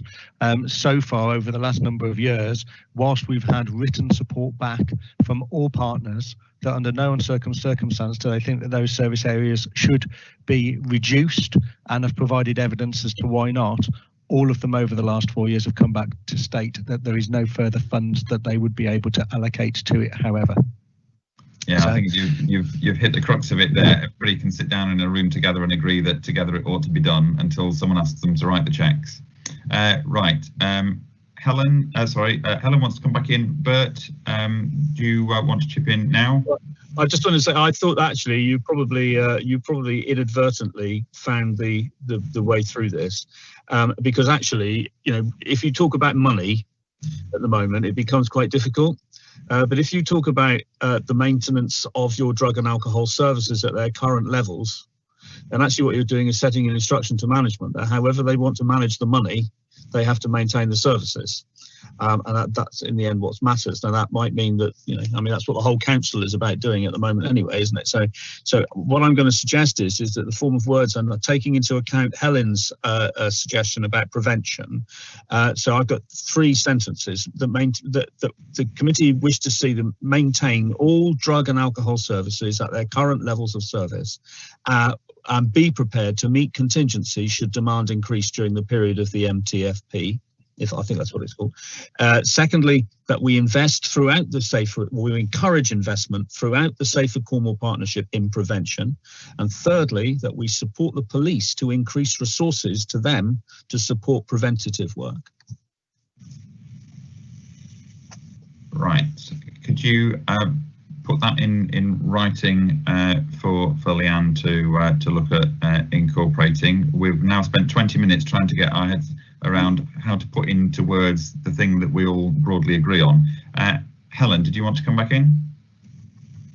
No, it will be absolutely fine. We will.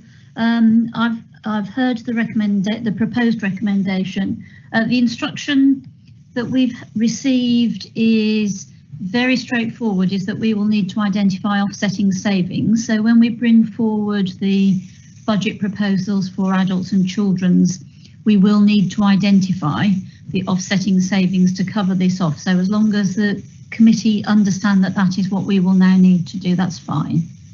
Well, I think we've understood that principle from within the council's budget. The point is we're trying to find a way to speak to the wider partners, and you're here as NHS Kernow as well, to try and understand how that offsetting, if the savings are felt by the NHS and the police, that we need to find a way that the costs can be shared with them as well. Leanne, have you got something in writing that you can put on the screen so that we can see where we're up to? Because 20 minutes in, I'm getting a bit lost. I believe Councillor Biscoe is putting forward what he has proposed. I've written it down so I can.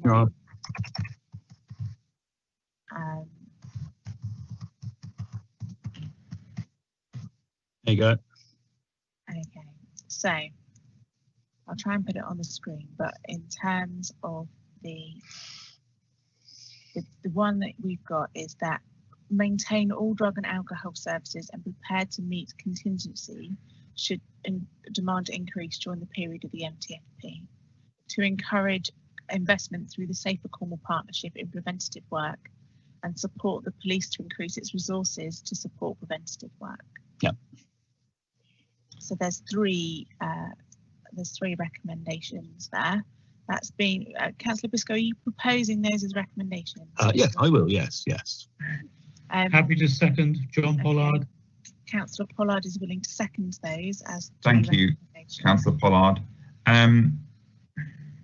So are we saying that this, the wording that Bert's just shared with us there, that basically forms our entire recommendation, replacing fully what we had in the papers earlier on?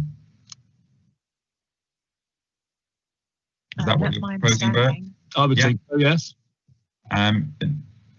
Okay, so as long as people are happy, there isn't anything vital that we've left out from the recommendations before. Jackie has said that, so we need as a second item on that that the committee is requesting detailed information about the services that we're being asked to sign off, be provided when this issue comes up on our budget in January. I can incorporate that, Chairman. And Councillor Pollard, are you happy if we add that? So it would be the committee request service mapping to be provided when considering. And I think what we just need to be slightly clear. There's two issues that Jackie's comment touched on. One is a service map that shows the public what's available. The other is a clear breakdown of what we're actually being asked to approve Cornwall Council's funding being spent on. And I think that we need to see both, really. So whether you word that as service mapping or just detailed breakdown of provision, I don't mind, as long as we're clear that there's two parts to that. And then Councillor Jenkins mentioned something that I thought, as I looked at Bert's helpful starting point for the recommendations, is that it doesn't exactly imply who's going to be providing this funding. It says that we as the committee are calling for the drug and alcohol services to be maintained and contingencies met and investment encouraged and resources provided. But it's not quite clear whether we're saying the council should provide all that money, or the NHS, or the police, or anybody else. So can we think of, can Bert or John think of a way to tweak the wording that makes it clear that we're asking all partners to step up to the plate with the funding? I think that's what investment to encourage investment throughout the Safer Cornwall Partnership is actually saying. Yeah, I agree. So to encourage investment, so if instead of throughout the Safer Cornwall Partnership, can we change throughout to from all members of the Safer Cornwall Partnership? Yeah, if you want to. Yeah, that's all right. I don't mind that. Councillor Pollard, are you happy with that? Well, yeah, I don't see the difference between us, but yeah, that's fine. Just to come back to Jackie's point, if I may, Chair, I'm not sure. I mean, what detail does she need? We've had a very detailed report about the service. We've had the service officers here describing what the service is. I don't want a whole series of case studies. I've got the message. You know, they're doing great work and they need more money to keep it up. Yeah, I think the point is, Councillor Pollard, in previous years, we've had public health budgets that were just 3 lines. Drug and alcohol treatment, X pounds, public health nursing, X pounds, and whatever the third one was, X pounds. And that was literally all we had. And so we just want more detail than that when we come to look at it in the budget. Yes, some of it's mentioned here, but we just need to make sure we've got a clear breakdown of what we're asking to pay for. Right, I'm getting several comments coming up in the chat box. So Councillor Jenkins says the wording in the officer recommendation clarifies this. So use part 1 of the Councillor Kirkham. Am I allowed to say, if we, instead of Bert's part 1, we could simply use the officer recommendation that additional funding required to meet the increase in demand for drug and alcohol treatment services is, and I don't like explored because it sounds like we don't really want it to happen. So I prefer found from a combination of measures, etc. Okay. Just say something about that. Yeah, that was my point too. I'm next on the list. Oh, sorry. So thank you, Councillor Jenkins. Yes, so that's your point as well. So yes, I think we do need to have that detail in it. I mean, Bert's is all very well as a umbrella, but we do actually need to talk about is found from a combination of measures, including investigating options with providers and other funders, because we know that if we cut other things in both children, NOSC and adult social care, then there will be other knock-on implications. We need to look at all sources of funding, not just within the council and not just within our budgets. And that relates to the service mapping. I think that we need to know all the services that are being provided, and as our committee, scrutiny committee, we can scrutinise all the services, whereas NOSC doesn't really have that capability, but we do to scrutinise who's doing what where and who's funding it and where that funding is coming from, what the overall services are. Yeah, right. Okay, we've had 30 minutes on trying to get these recommendations together, so Leanne is offering to share her screen to see what we've got. So if she could do that, that would be great.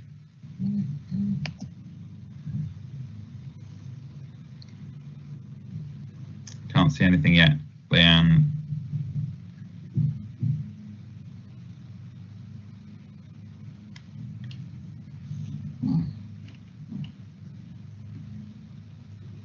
Can you hear us, Leanne? I can. I'm just trying to get it to work. Okay, that's just as long as we haven't lost you yet. Something's happening now. I'm still here. Right. Where's it gone?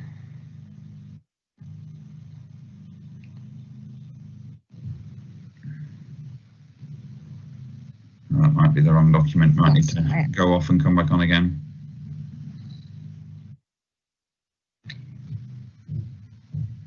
So the way I understand it, Leanne, we have the officer's recommendation, then Bert's second 2 points. Yeah, for some reason the sharing thing. Are you able to just do found instead of explored? Yeah, you have to just do your share your whole screen. Yeah, it's sharing the individual program. Not working. So what I've got is 5 recommendations, but 1 and 2 might be the same. So so the 3 I know I've got: to encourage investment from all members of the Safe for Cornwall Partnership in preventative work, to support the police to increase its resources to support preventative work, that a request is made for full service mapping and breakdown of provision to be provided. And then, so the 2 that I've got, which could now be 1, is, so Bert's original proposal was to maintain all drug and alcohol services and be prepared to meet contingencies should demand increase over the period of the MTFP. We then had the committee call for additional funding to be found to meet the increase in demand for drug and alcohol treatment services via a combination of measures. So yeah, okay, if I can try and bring some order to that then. So, but are you happy to use the version from from the officer's wording for the last part of what you said there. If you actually use the whole thing that Leanne's just read out, yeah, what you've got is a fully rounded proposition. So I will take on board what Jane was suggesting and add that to what I've already proposed, my complete proposal. And that means that you've got a managerial instruction, you've got a budgetary instruction, and you've got some messages to the partners. Okay, thank you for that. There might be some slight duplication of wording there, but in the interest of time, I think we're as close as we're going to get. Councillor Pollard, are you happy with the amended version there? Very happy and desperately so. Thank you. Great. Okay. Well, in that case, if we can move on to a vote then. So, Leanne, do we just do a roll call for this, don't we? Thank you. We do, and just for the sake of clarity, I will read it out again. So, number 1, maintain all drug and alcohol services and be prepared to meet any contingency should demand increase during the period of the MTFP. The committee calls for additional funding to be found to meet the increase in demand for the drug and alcohol treatment services via a combination of measures, to encourage investment from all members of the Safer Cornwall Partnership in preventative work, to support the police increasing its resources to support preventative work, and a full service map and breakdown of provision be provided to the committee. Can we now go to the roll call? So, Councillor, so the proposer is Councillor Biscoe, Councillor Pollard is the seconder. If we can go to, okay, Councillor Kirkham has asked to come in before we go to the vote. Yeah, just very quickly, the officer's recommendation was that additional funding is found to meet the increase in demand for drug and alcohol treatment services from a combination of measures. It then goes on to say, including investigating options with providers, opportunities within future public health grant allocations, review across the wider council's budget, and further conversations with health colleagues to include exploring the impacts of dual diagnosis. Do we need to put that bit in to make it clear that we're going wider? I think we've. I think, but the bits that have been mentioned there. Okay. Are you proposing? No, I'm leaving it there. If you think it's covered, as long as it's covered, that we're going wider. I think we're covered because we've mentioned about all partners. Okay. So yeah. So yeah. Right, I'll be quiet. And Councillor Chopak, the report about the details of the budget will be in time for us to be discussing the budget in January. So on the recommendation that Leanne has just read out, please can you proceed to the roll call for or against or abstain? Thank you. So Councillor Biscoe. I'm for. Councillor Chopak. For. Councillor Gammon. For, please. Councillor Jenkin. For. Kirkham. For. Councillor Lennox Boyd. For. Councillor Martin. For. Councillor Nicholas. For. Councillor Parsons. For. Councillor Pollard. For. Councillor Thomas. For. Councillor Toms. For. Councillor Ver. For. Councillor Williams. For. Thank you, Chairman. That is 14 in favour and unanimously passed. Thank you very much, everyone, for that. Thank you particularly to the officers who've come and taken time to go through that in great detail with us. Thank you also to the Director of Public Health and the portfolio holder who were with us several hours ago when we started talking about this.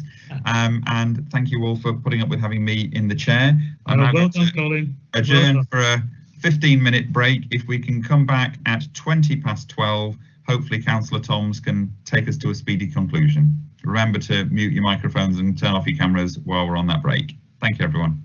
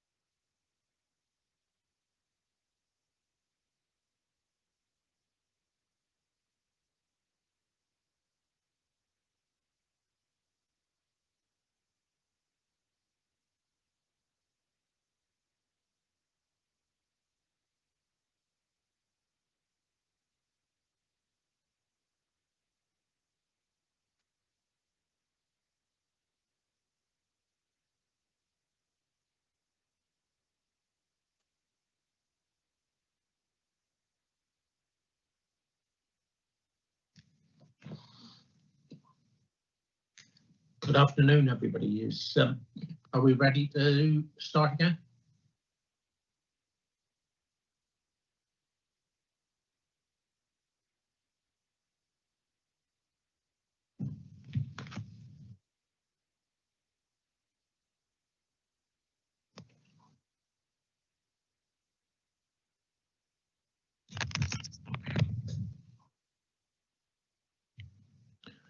Okay, is everybody back on?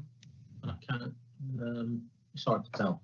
Okay, we'll move straight on and on to agenda item 6, which is the report from social care about social care workforce. I think Val Smith is the lead officer, and shall we go to Val and get an update? I know members will have read the report, therefore, Val, please keep your things to make sure that we don't overrun on this agenda item as well. Absolutely, Councillor Thomas. I think Helen Charlesworth-May just wanted to make some introductory comments. Thank you.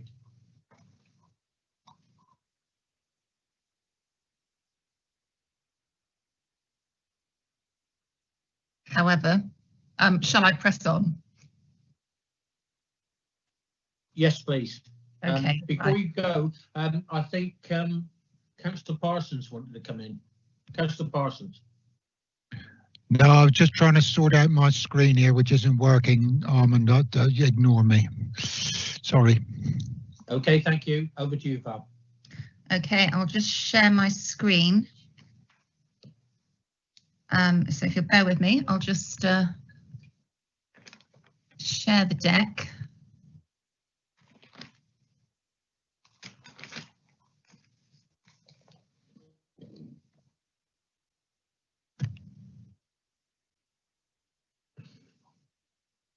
Oh, no, it's not loading. Sorry. Bear with me. I will be with you in a moment.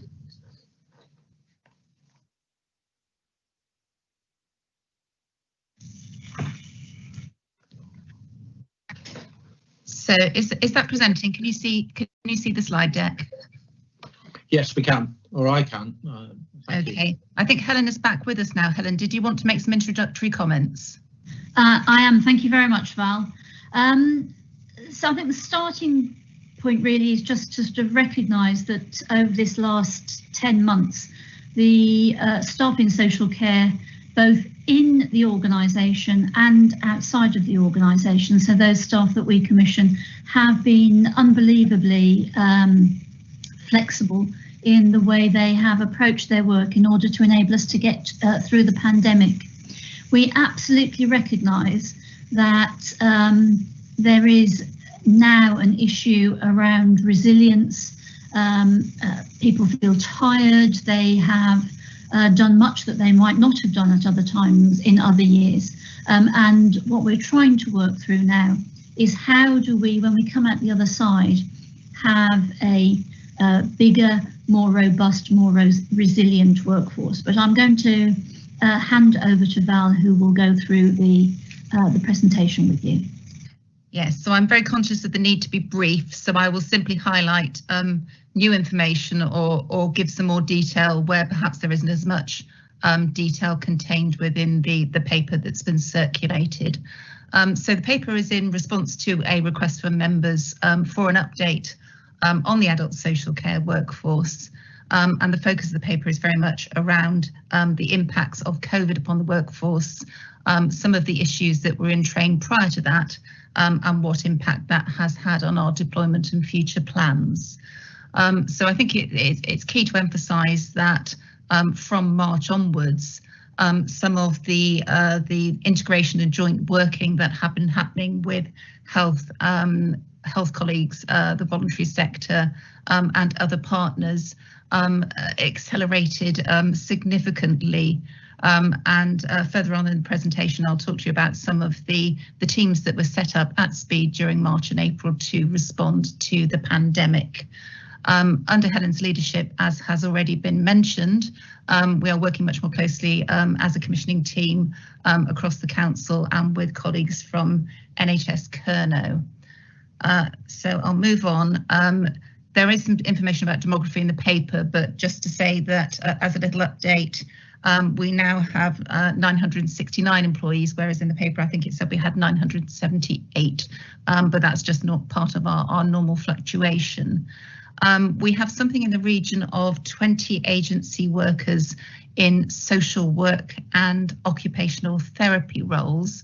That hasn't been particularly impacted by the pandemic. We always run with a number of agency workers, but we recently ran a very successful recruitment campaign for the senior leadership team for Suzanne Wixie in the adult care and support part of the service. And we are taking the learning from that campaign, which was done with colleagues from North Yorkshire, and we will take the learning from that to help develop our recruitment and retention strategy for social workers in the service. So again, there is some detail about attendance and wellbeing within the paper, but I think it's important to emphasise that we staff continue to work at the normal levels during the early part of the pandemic, but I think from the summer onwards we started to see the impact of the additional demands that were being placed upon them, and we started to see an increase in sickness absence, although that has now tailed off and is dropping back to the levels that we saw prior to the pandemic. Clearly, like every other part of the council, we're very mindful of the need to put all possible measures in place to protect our staff during the pandemic, and as over the 9-month period, we have ensured that PPE is available. It's been distributed locally. All those who need it know how to access it. We've publicised access to antibody testing. We have supported and encouraged staff to receive their flu vaccinations. So everything that we can do, and of course encouraged and supported the safe working practices that have been put in place by the council for those of our workforce who've continued to work from our council office bases. We have had some feedback from our occupational health colleagues to say that there's been limited uptake by adult social care staff of the wellbeing support that's been made available to the wider council, and so we are doing some more work with them on what we can do in a bespoke way to support the mental health and resilience of our staff. And through our engagement sessions with staff, which take place at a range of levels, we've heard some really encouraging examples of how teams are finding ways to work together remotely, but to continue to support each other and support good working practice whilst they may be working remotely. So to come to the workforce strategy, which was attached to the paper, when the strategy was created late last year, we asked ourselves the question about what were we seeking to deliver, and this slide really sets out the thinking that that we arrived at that time. But it is fair to say that obviously the impact of COVID, the strategy was created prior to that, and some new things have also come along during the last 12 months. So there was a requirement, or there is a requirement from the NHS to create a Cornwall and Isles of Scilly NHS People Plan, and we've worked with colleagues from the NHS and from wider partner agencies to ensure that adult social care workforce and the wider provider care workforce are also included in that overarching plan. So, as I said, we need to learn from the experience of delivering social care during the pandemic, and we do have a new adult care and support leadership team who will be joining us and will be in place from mid-January. And we expect those appointees, who are a mixture of internal and external appointments, to be able to help us shape the policy going forward and the strategy. So I said I would talk a little bit about the detail of some of the things that have happened from March onwards. So as you will know, there's been significant pressure to facilitate safe discharge. We therefore set up multidisciplinary, multi-agency bed bureaus and the community coordination centres, and those have been staffed from Adult Social Care, Cornwall Foundation Trust, the CCG and other partners as appropriate. We have seen an increase in safeguarding referrals, and therefore we've created a centralised triage safeguarding team to respond to that. And I think it's fair to say that a significant number of our staff have had to change their working practices. So apart from many people working from home, which obviously has been new, we've also moved for many people from a traditional Monday to Friday working pattern to expecting people to work within 7-day working patterns and within an 8 till 8 number of hours during the day, which reflects the what is in place for many of our NHS colleagues. We have, of course, been talking to our trade union colleagues throughout about that, and there's been as much flexibility as possible to look at the how we deploy our staff in those working patterns. So I think this slide sort of speaks for itself. Obviously, as Helen has identified, we have some issues about resilience and how we support people as we move into the second wave of the pandemic and beyond. And there's the overarching issue of increasing demand, which we're experiencing across all of our service areas. So we are currently looking at our internal skills mix and whether that will need to change and how it will need to change for the future. We expect that we will need to develop new roles. We are obviously focusing on using preventative services, as has been discussed in the previous item, and looking at embedding a culture which focuses on strengths and community assets, and therefore how we respond to that as a workforce.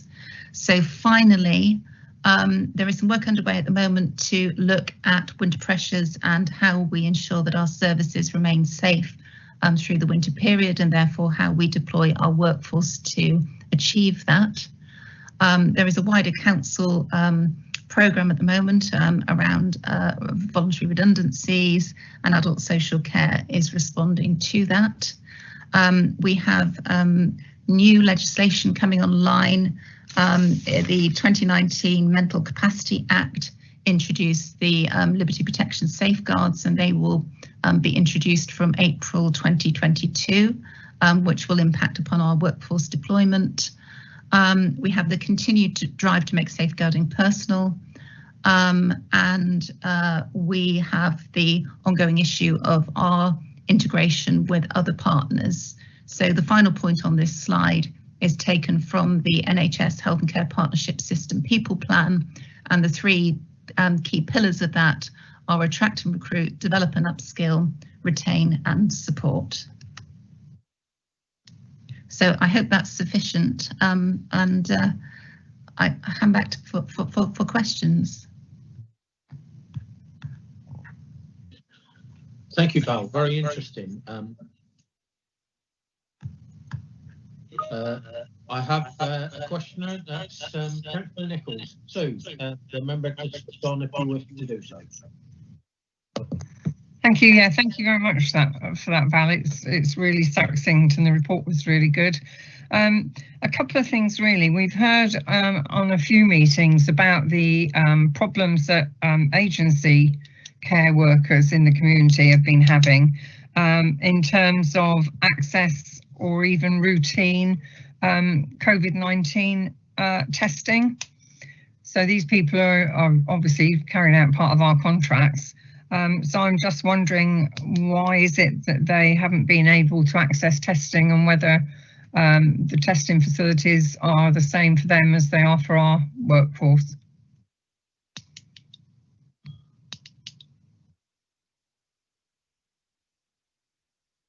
You're muted. You're on mute, Val. There we go. The focus of this paper was on the adult social care workforce, and I believe that we're intending to bring a paper on the external provider workforce to a future meeting in spring next year. The access to testing for the independent care sector staff has been equable with that's been available to NHS and adult social care staff, and there have been special arrangements in relation to care home residents and care home staff, which have last week been extended to the home care sector too. We have worked throughout with providers to address these concerns. We have a weekly update with representatives of CPIC, which is the trade association, to discuss where problems may have arisen. And we've disseminated all the advice and guidance that's available from public health and the other bodies to ensure that staff can access testing through the various options, which include the drive-through testing sites that were created at the beginning of the pandemic. That's interesting, because I mean, as far as in terms of the way I think, if we contract out to people for adult social care in the community sector, whether it's independent or our staff, then I think everybody should be entitled to that same testing and the same appropriate access. And that certainly is not what is coming through from some of the agency providers. So I think that needs to be looked at, really. The other thing was, a while ago, if not a few years ago, we were looking at comprehensive training across the county in terms of the same training facilities and availability for agencies, independent work sectors, community workers, and that doesn't seem to be happening either. So I just wondered if there was anything in the pipeline that was coming through with our staff as well as theirs. There has been the creation of a health and care academy, which is led by a lady called Julie Gripton, who is employed by the Cornwall Foundation Trust.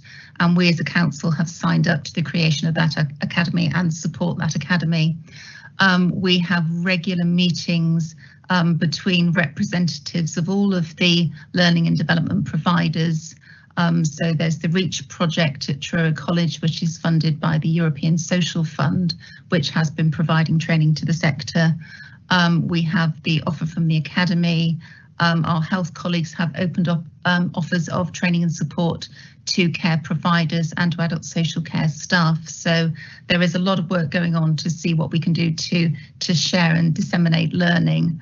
The lead for infection control, who is also a CFT employee, has been supporting us to ensure that any information, advice and guidance and training around that is shared across the sector. So there's a significant range of activity, and I'd be very happy to set some of that out in the paper about the independent sector when we get to that piece. That would be really good, because that isn't what's coming through from those sector people. Thank you. Colin Martin. Colin, switch on your mic. Hi, good to have you back, Chair. Val, I think you're sharing your screen with us, which I don't think you're intending to do. No. If I could just pick up on Councillor Nicholas's point there. Correct me if I'm wrong, if people are in hospital as patients, then they get their COVID test done in one of the hospital labs. If you work as a member of staff in a hospital, you get your regular sort of preemptive tests done through the hospital labs. If you work in a care home, your regular preemptive testing gets sent off to the national Pillar 2 testing.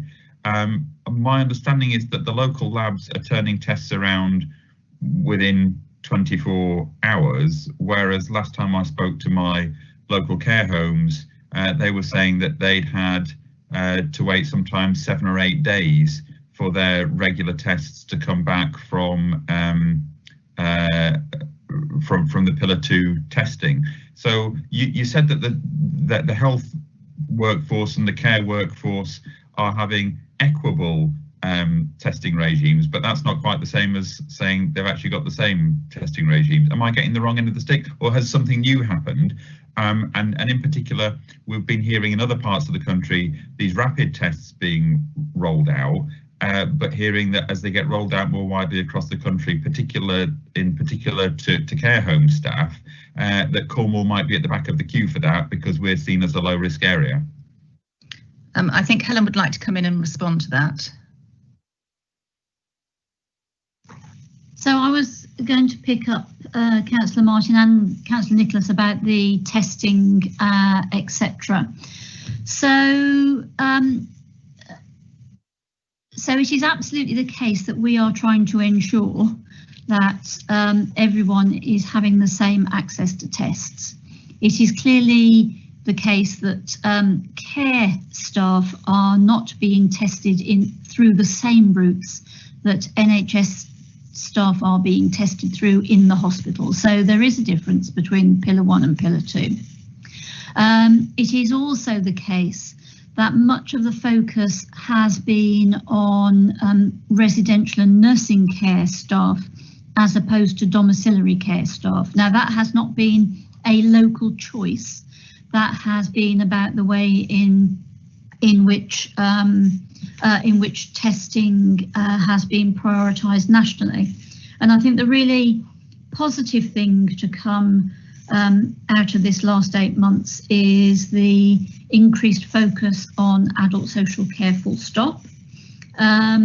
We are now in a place where people are starting to understand that adult social care doesn't just mean residential and nursing care homes. It also means domiciliary care. In fact, most people go receive their services through domiciliary care.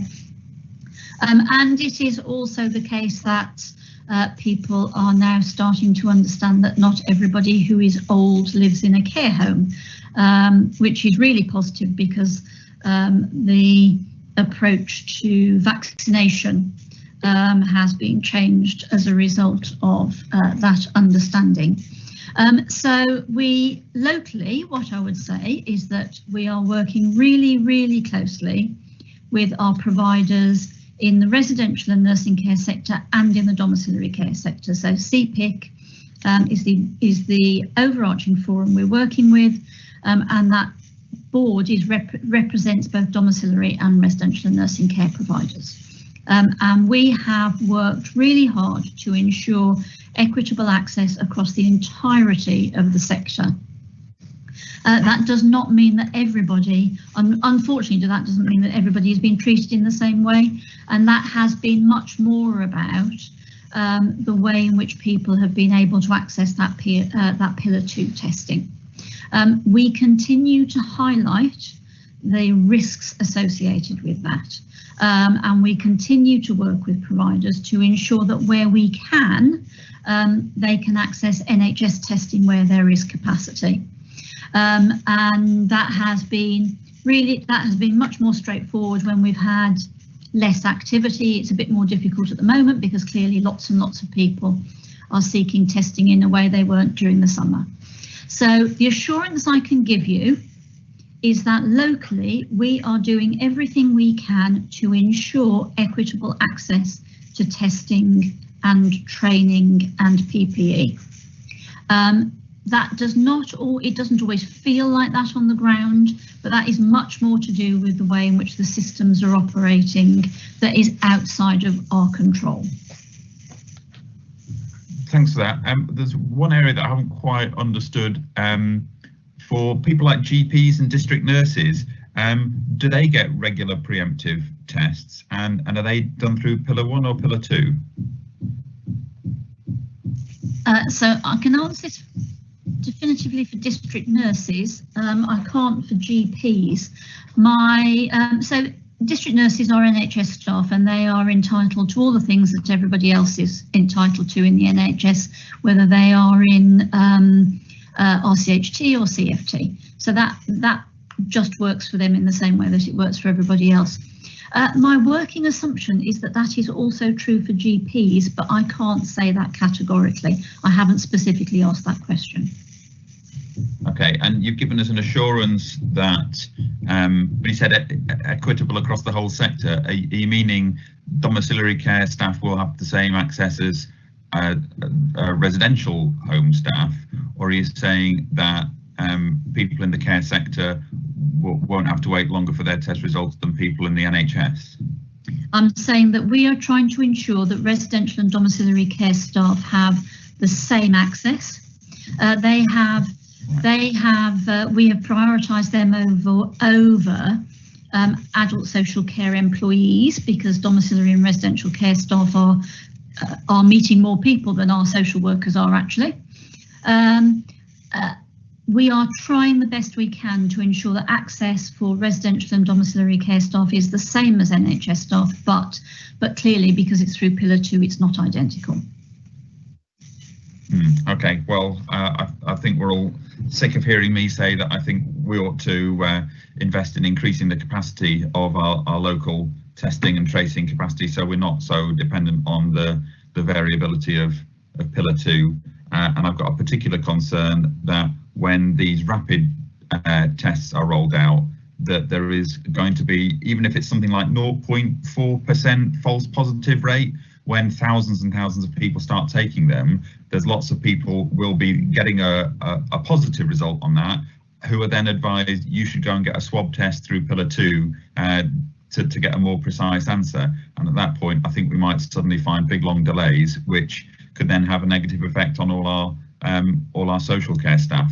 And if we haven't invested in increasing the capacity of labs for PCR testing, much as that might be, you know, outside our wheelhouse at the moment, I think we might find that we're caught short if we don't invest in that soon. And we were told in, you know, September, when there was a sudden crisis when the schools went back, this isn't something that we can do overnight. But, you know, if we do find ourselves in crisis in January and we haven't invested in extra lab staff or space or equipment between September and January, or between March and January, then I think it'll be hard to say that we couldn't have done anything.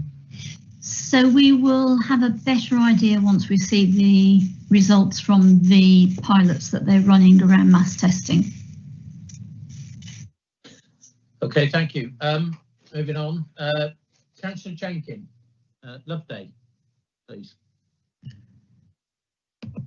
Sorry, I lost track. I was going to ask a question on the safeguarding temporary arrangements, because it says that the working arrangements have been temporarily extended. Are we looking at that being something that becomes more permanent? So we are keeping a centralised team, and we are currently going through the process of looking at the overall workforce requirement and the procedures that we put in place, so that we've got clarity about what's done where.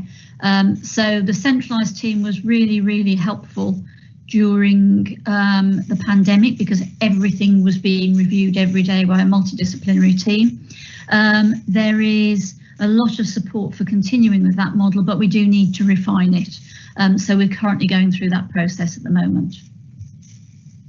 Yeah, if I can just come back, it seems to me that if something is working better than it was before, then it's something that we need to try and make sure it continues, yes, even if it requires, you know, different working arrangements. Yes, I agree. The reason we need to just look at how it's operating and refining the way in which it's working is because clearly we changed a whole raft of things during the peak of the pandemic, and what we want to make sure is, as we move back to business as usual, that we haven't missed anything. Thank you. Thank you, Loveday. Councillor Kirkham, Jane. Thanks very much. I've got just a few questions. My first one was to ask, I think I know the answer actually, but I'm going to ask it anyway. Does this report and the arrangements as to testing include the new care company and steps, or are they separate? And do they have Pillar 2 testing, or do they have a different testing regime? I was going to ask about the respite services I mentioned, and they were planned to restart in November, but with the lockdown, I was going to ask, have the reopening of respite been delayed? There was something on page 57, which it was about the survey, just saying that only 75% of people who use services feel safe. So that seemed to mean there were a quarter who didn't. So I just wanted to sort of dig down into, is that when they're using services or generally? I wanted just a bit more information about that. And then the financial implications part says that our workforce budget is dropping by just under £400,000, and I wondered what that actually means in terms of specific jobs, people going for the department. That's 4, I think. Val, can you pick up on some of the detail of that? Yes, of course. On the Pillar 2 testing for steps, I can't give you a definitive answer, Councillor Kirkham, but I will certainly go and check to see what the arrangements are for that service area. That would be for the people recruited through Proud to Care, or are they in a separate care company? I get confused with all the different core serve branches. Yeah, I don't know if Jonathan Price is on the call at the moment. John might be able to give us a better update on that piece if he's here at the moment.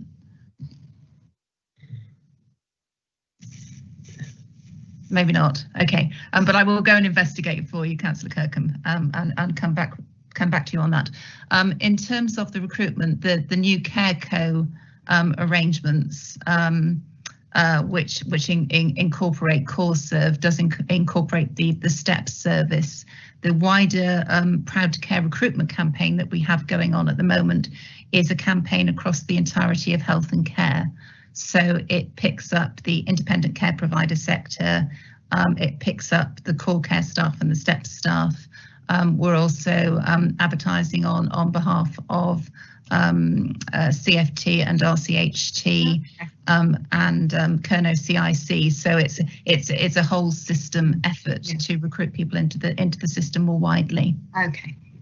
On respite services, Helen, did you want to come in on that? So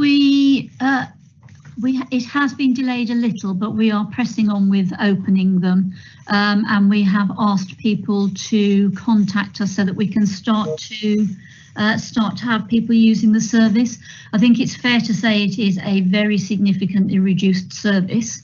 We're only able to take 2 people into the when we're normally able to take 5, and that's because of social distancing and staff workforce, etc., etc. And in order to absolutely minimise infection, we are asking people to bring the person that's being cared for from their home to the respite care centre, so that they're not coming into contact with yet another person through transport. So the processes that have been put in place are to ensure absolutely minimum levels of likelihood of exposure to infection, and to ensure that we try and get as many people as possible the opportunity for respite, but they are very, very significantly reduced levels.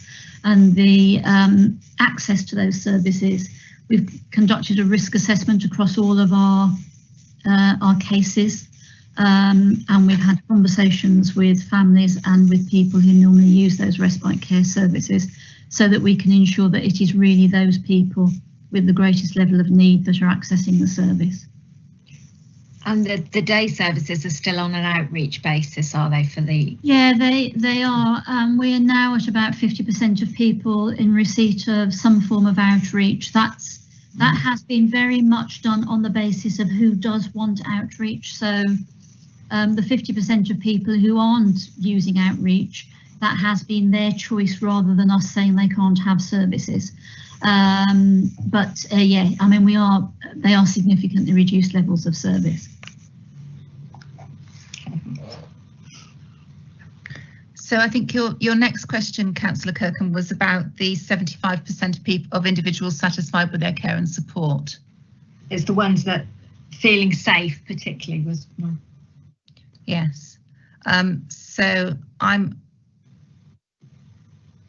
I think that the data shows us that has been an increase on the previous figures. So we have an increase in the number of people who are feeling safe from the last survey. I'm not involved in the action plan, which addresses the 25%, which I think is what you're referring to. But we'll pick that up with safeguarding colleagues to find out what the current plan is and let you know. Thanks. And the last part was just about the 400k and what that would actually mean for the workforce and the roles, the jobs. As set out, oh, Helen, sorry. So as you know, we are making some reductions in the workforce anyway. Some people have come forward as part of the voluntary redundancy programme. What we are trying to do is ensure that we retain investment in frontline staff as opposed to those staffing support roles.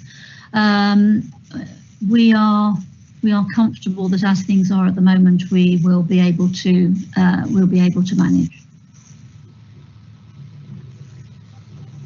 Okay. Okay, thank you. I don't have any further speakers. I'll just ask the question myself, if I could, please, Helen. And that is on page 50, where it says that the average age is 47, but the average age in Cornwall is higher, and that's talking about the adult social care workforce. The adult social care workforce, how much higher is it in Cornwall, and do we need to be worried that people are going to retire in the not too distant future? And the other one was item 2.7, and that's the daily tracker, and it talks about you know, tracking people that are shielding, etc., or sickness. It says that 60 people from HASCOSC were not at work due to the pandemic reporting categories. 45 are now back at work, and 6 remain absent. What does it mean by remain absent, please? I can answer that one if you would like, Councillor Toms. Those 6 individuals are on long-term sick leave at the moment, okay, for other reasons. Okay, and the average age, do you have any idea in Cornwall? So we do, although I can't remember it off the top of my head, it is over 50. Yes, it is an issue of concern, which is in part why we are working on the workforce strategy. We are investing in training, so that's why we've put so much effort into the apprenticeships and into the postgraduate investment, so that we can start to bring people, young people, through into social work. Adult social care is the oldest department in the council, and we have a spread from significantly beyond standard retirement age through to a small but growing number of people who are in late 20s, early 30s. But yes, it is a serious risk for us, which is partly why the workforce risk is always the one we're most concerned about. Thank you, Helen. That is, be assured that I think this committee would support any further increase in the number of apprentices and people taken on locally, and I'm sure that I speak for all the committee with that. The last thing is page 46, members, back to the recommendations. Is there anyone that wishes to add, subtract, or with this? Because I know Councillor Pollard doesn't like to note anything, so is there any additions, please? Chair, if it's all right, what I have attempted to do, as I didn't do a great job of marshalling everybody's thoughts into written form last time round, is I've created a shared Word document which I can put up on the screen now. So bear with me while I share it. I've put a link in the chat box for any members of the committee who want to click on the link, who can go directly in there and type it. So I've showed the recommendations from the officers above. So one or two other people have chipped in with this along the way, so this is not just mine, but I'll propose it. So my proposal is, number one, the committee expresses its gratitude for the vital work of carers during the COVID-19 pandemic, including those who've joined or rejoined the adult social care workforce during this time. Number two, the committee calls for the council and local NHS partners to ensure that the social care workforce is able to access COVID testing of an equal standard to the NHS workforce, including accessibility of tests and turnaround time of results. Number three, the committee supports the aspiration to develop and upskill staff via a coordinated training approach across health and social care. And number four, that a report be brought to a future meeting covering the external care provider workforce. So that's my proposal. I don't know if anybody wants to second that or chip in with anything different. I'm happy to second it, Chair, as I helped write it. Okay, thank you, Loveday. Any other comments on this before we go to the vote? Councillor Kirkham, please. No, I don't have a comment. I was just saying that I would second it if nobody else did, but Councillor Jenkin did. Okay, thank you, Jane. Leanne, shall we go to the vote, please? We have a proposer and seconder. We do indeed. I shall just read out the recommendations again for points of clarity. So the committee expresses its gratitude for the vital work of carers during the COVID-19 pandemic, including those who have joined or rejoined the adult social care workforce during this time.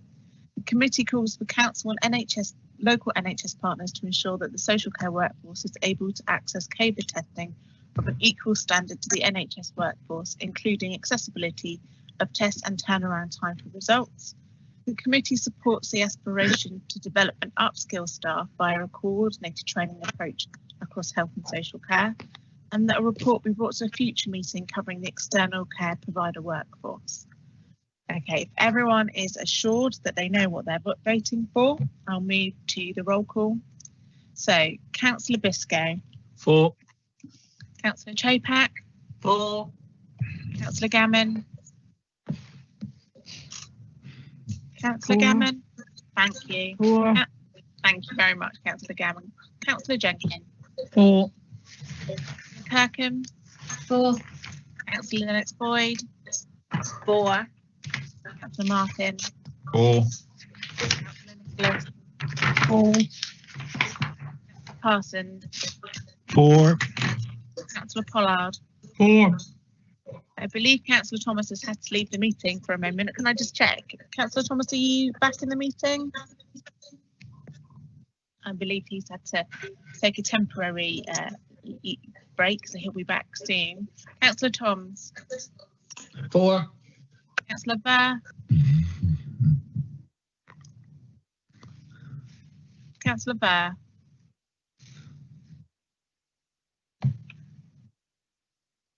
Councillor Williams. For. Councillor Burr, are you able to cast your vote? I think Councillor Burr mustn't be in the meeting or having technical problems at the moment. So of the 14 members present at the beginning of the meeting, we've got 12 in favour and 2 unable to cast their votes. So it's carried. Thank you, Leanne. We have the next subject, item 7. I don't know whether we should break now or carry on as we are. with this item, because I think it will be an item well debated. Any thoughts, any members? Councillor Toms, I believe that the strategic director needs to leave for another urgent meeting in about half an hour. So I don't know whether or not that influences the discussion. So, Councillor Toms, it's Helen here. You have Kate and Neil and Tracy on the phone, who are far better qualified to speak on this than I am.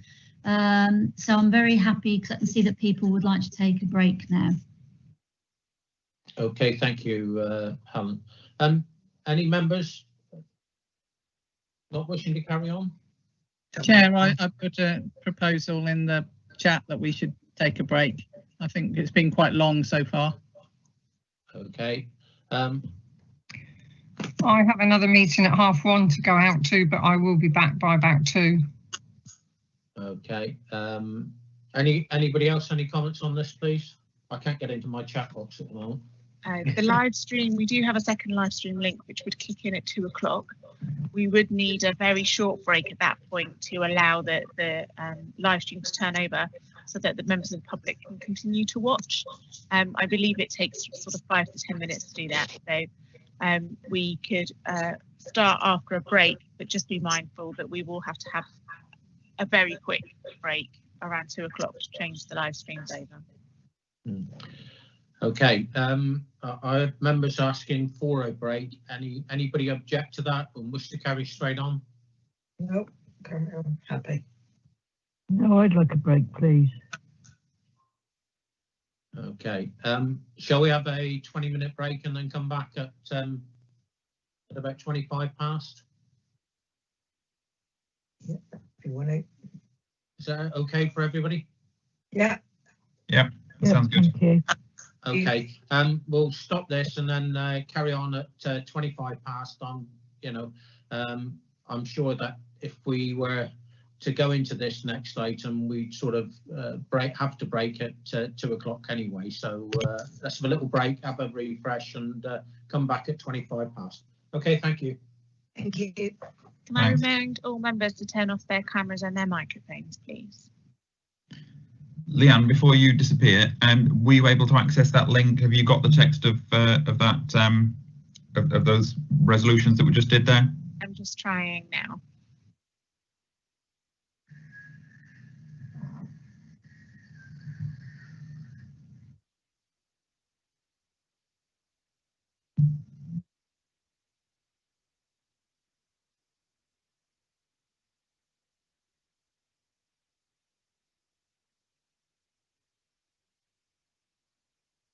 Yes, I can access them. Thank you. Great. That seems like an efficient way of doing it. That took about 2 minutes instead of 30 minutes. So I'll try that again for the rest of the afternoon.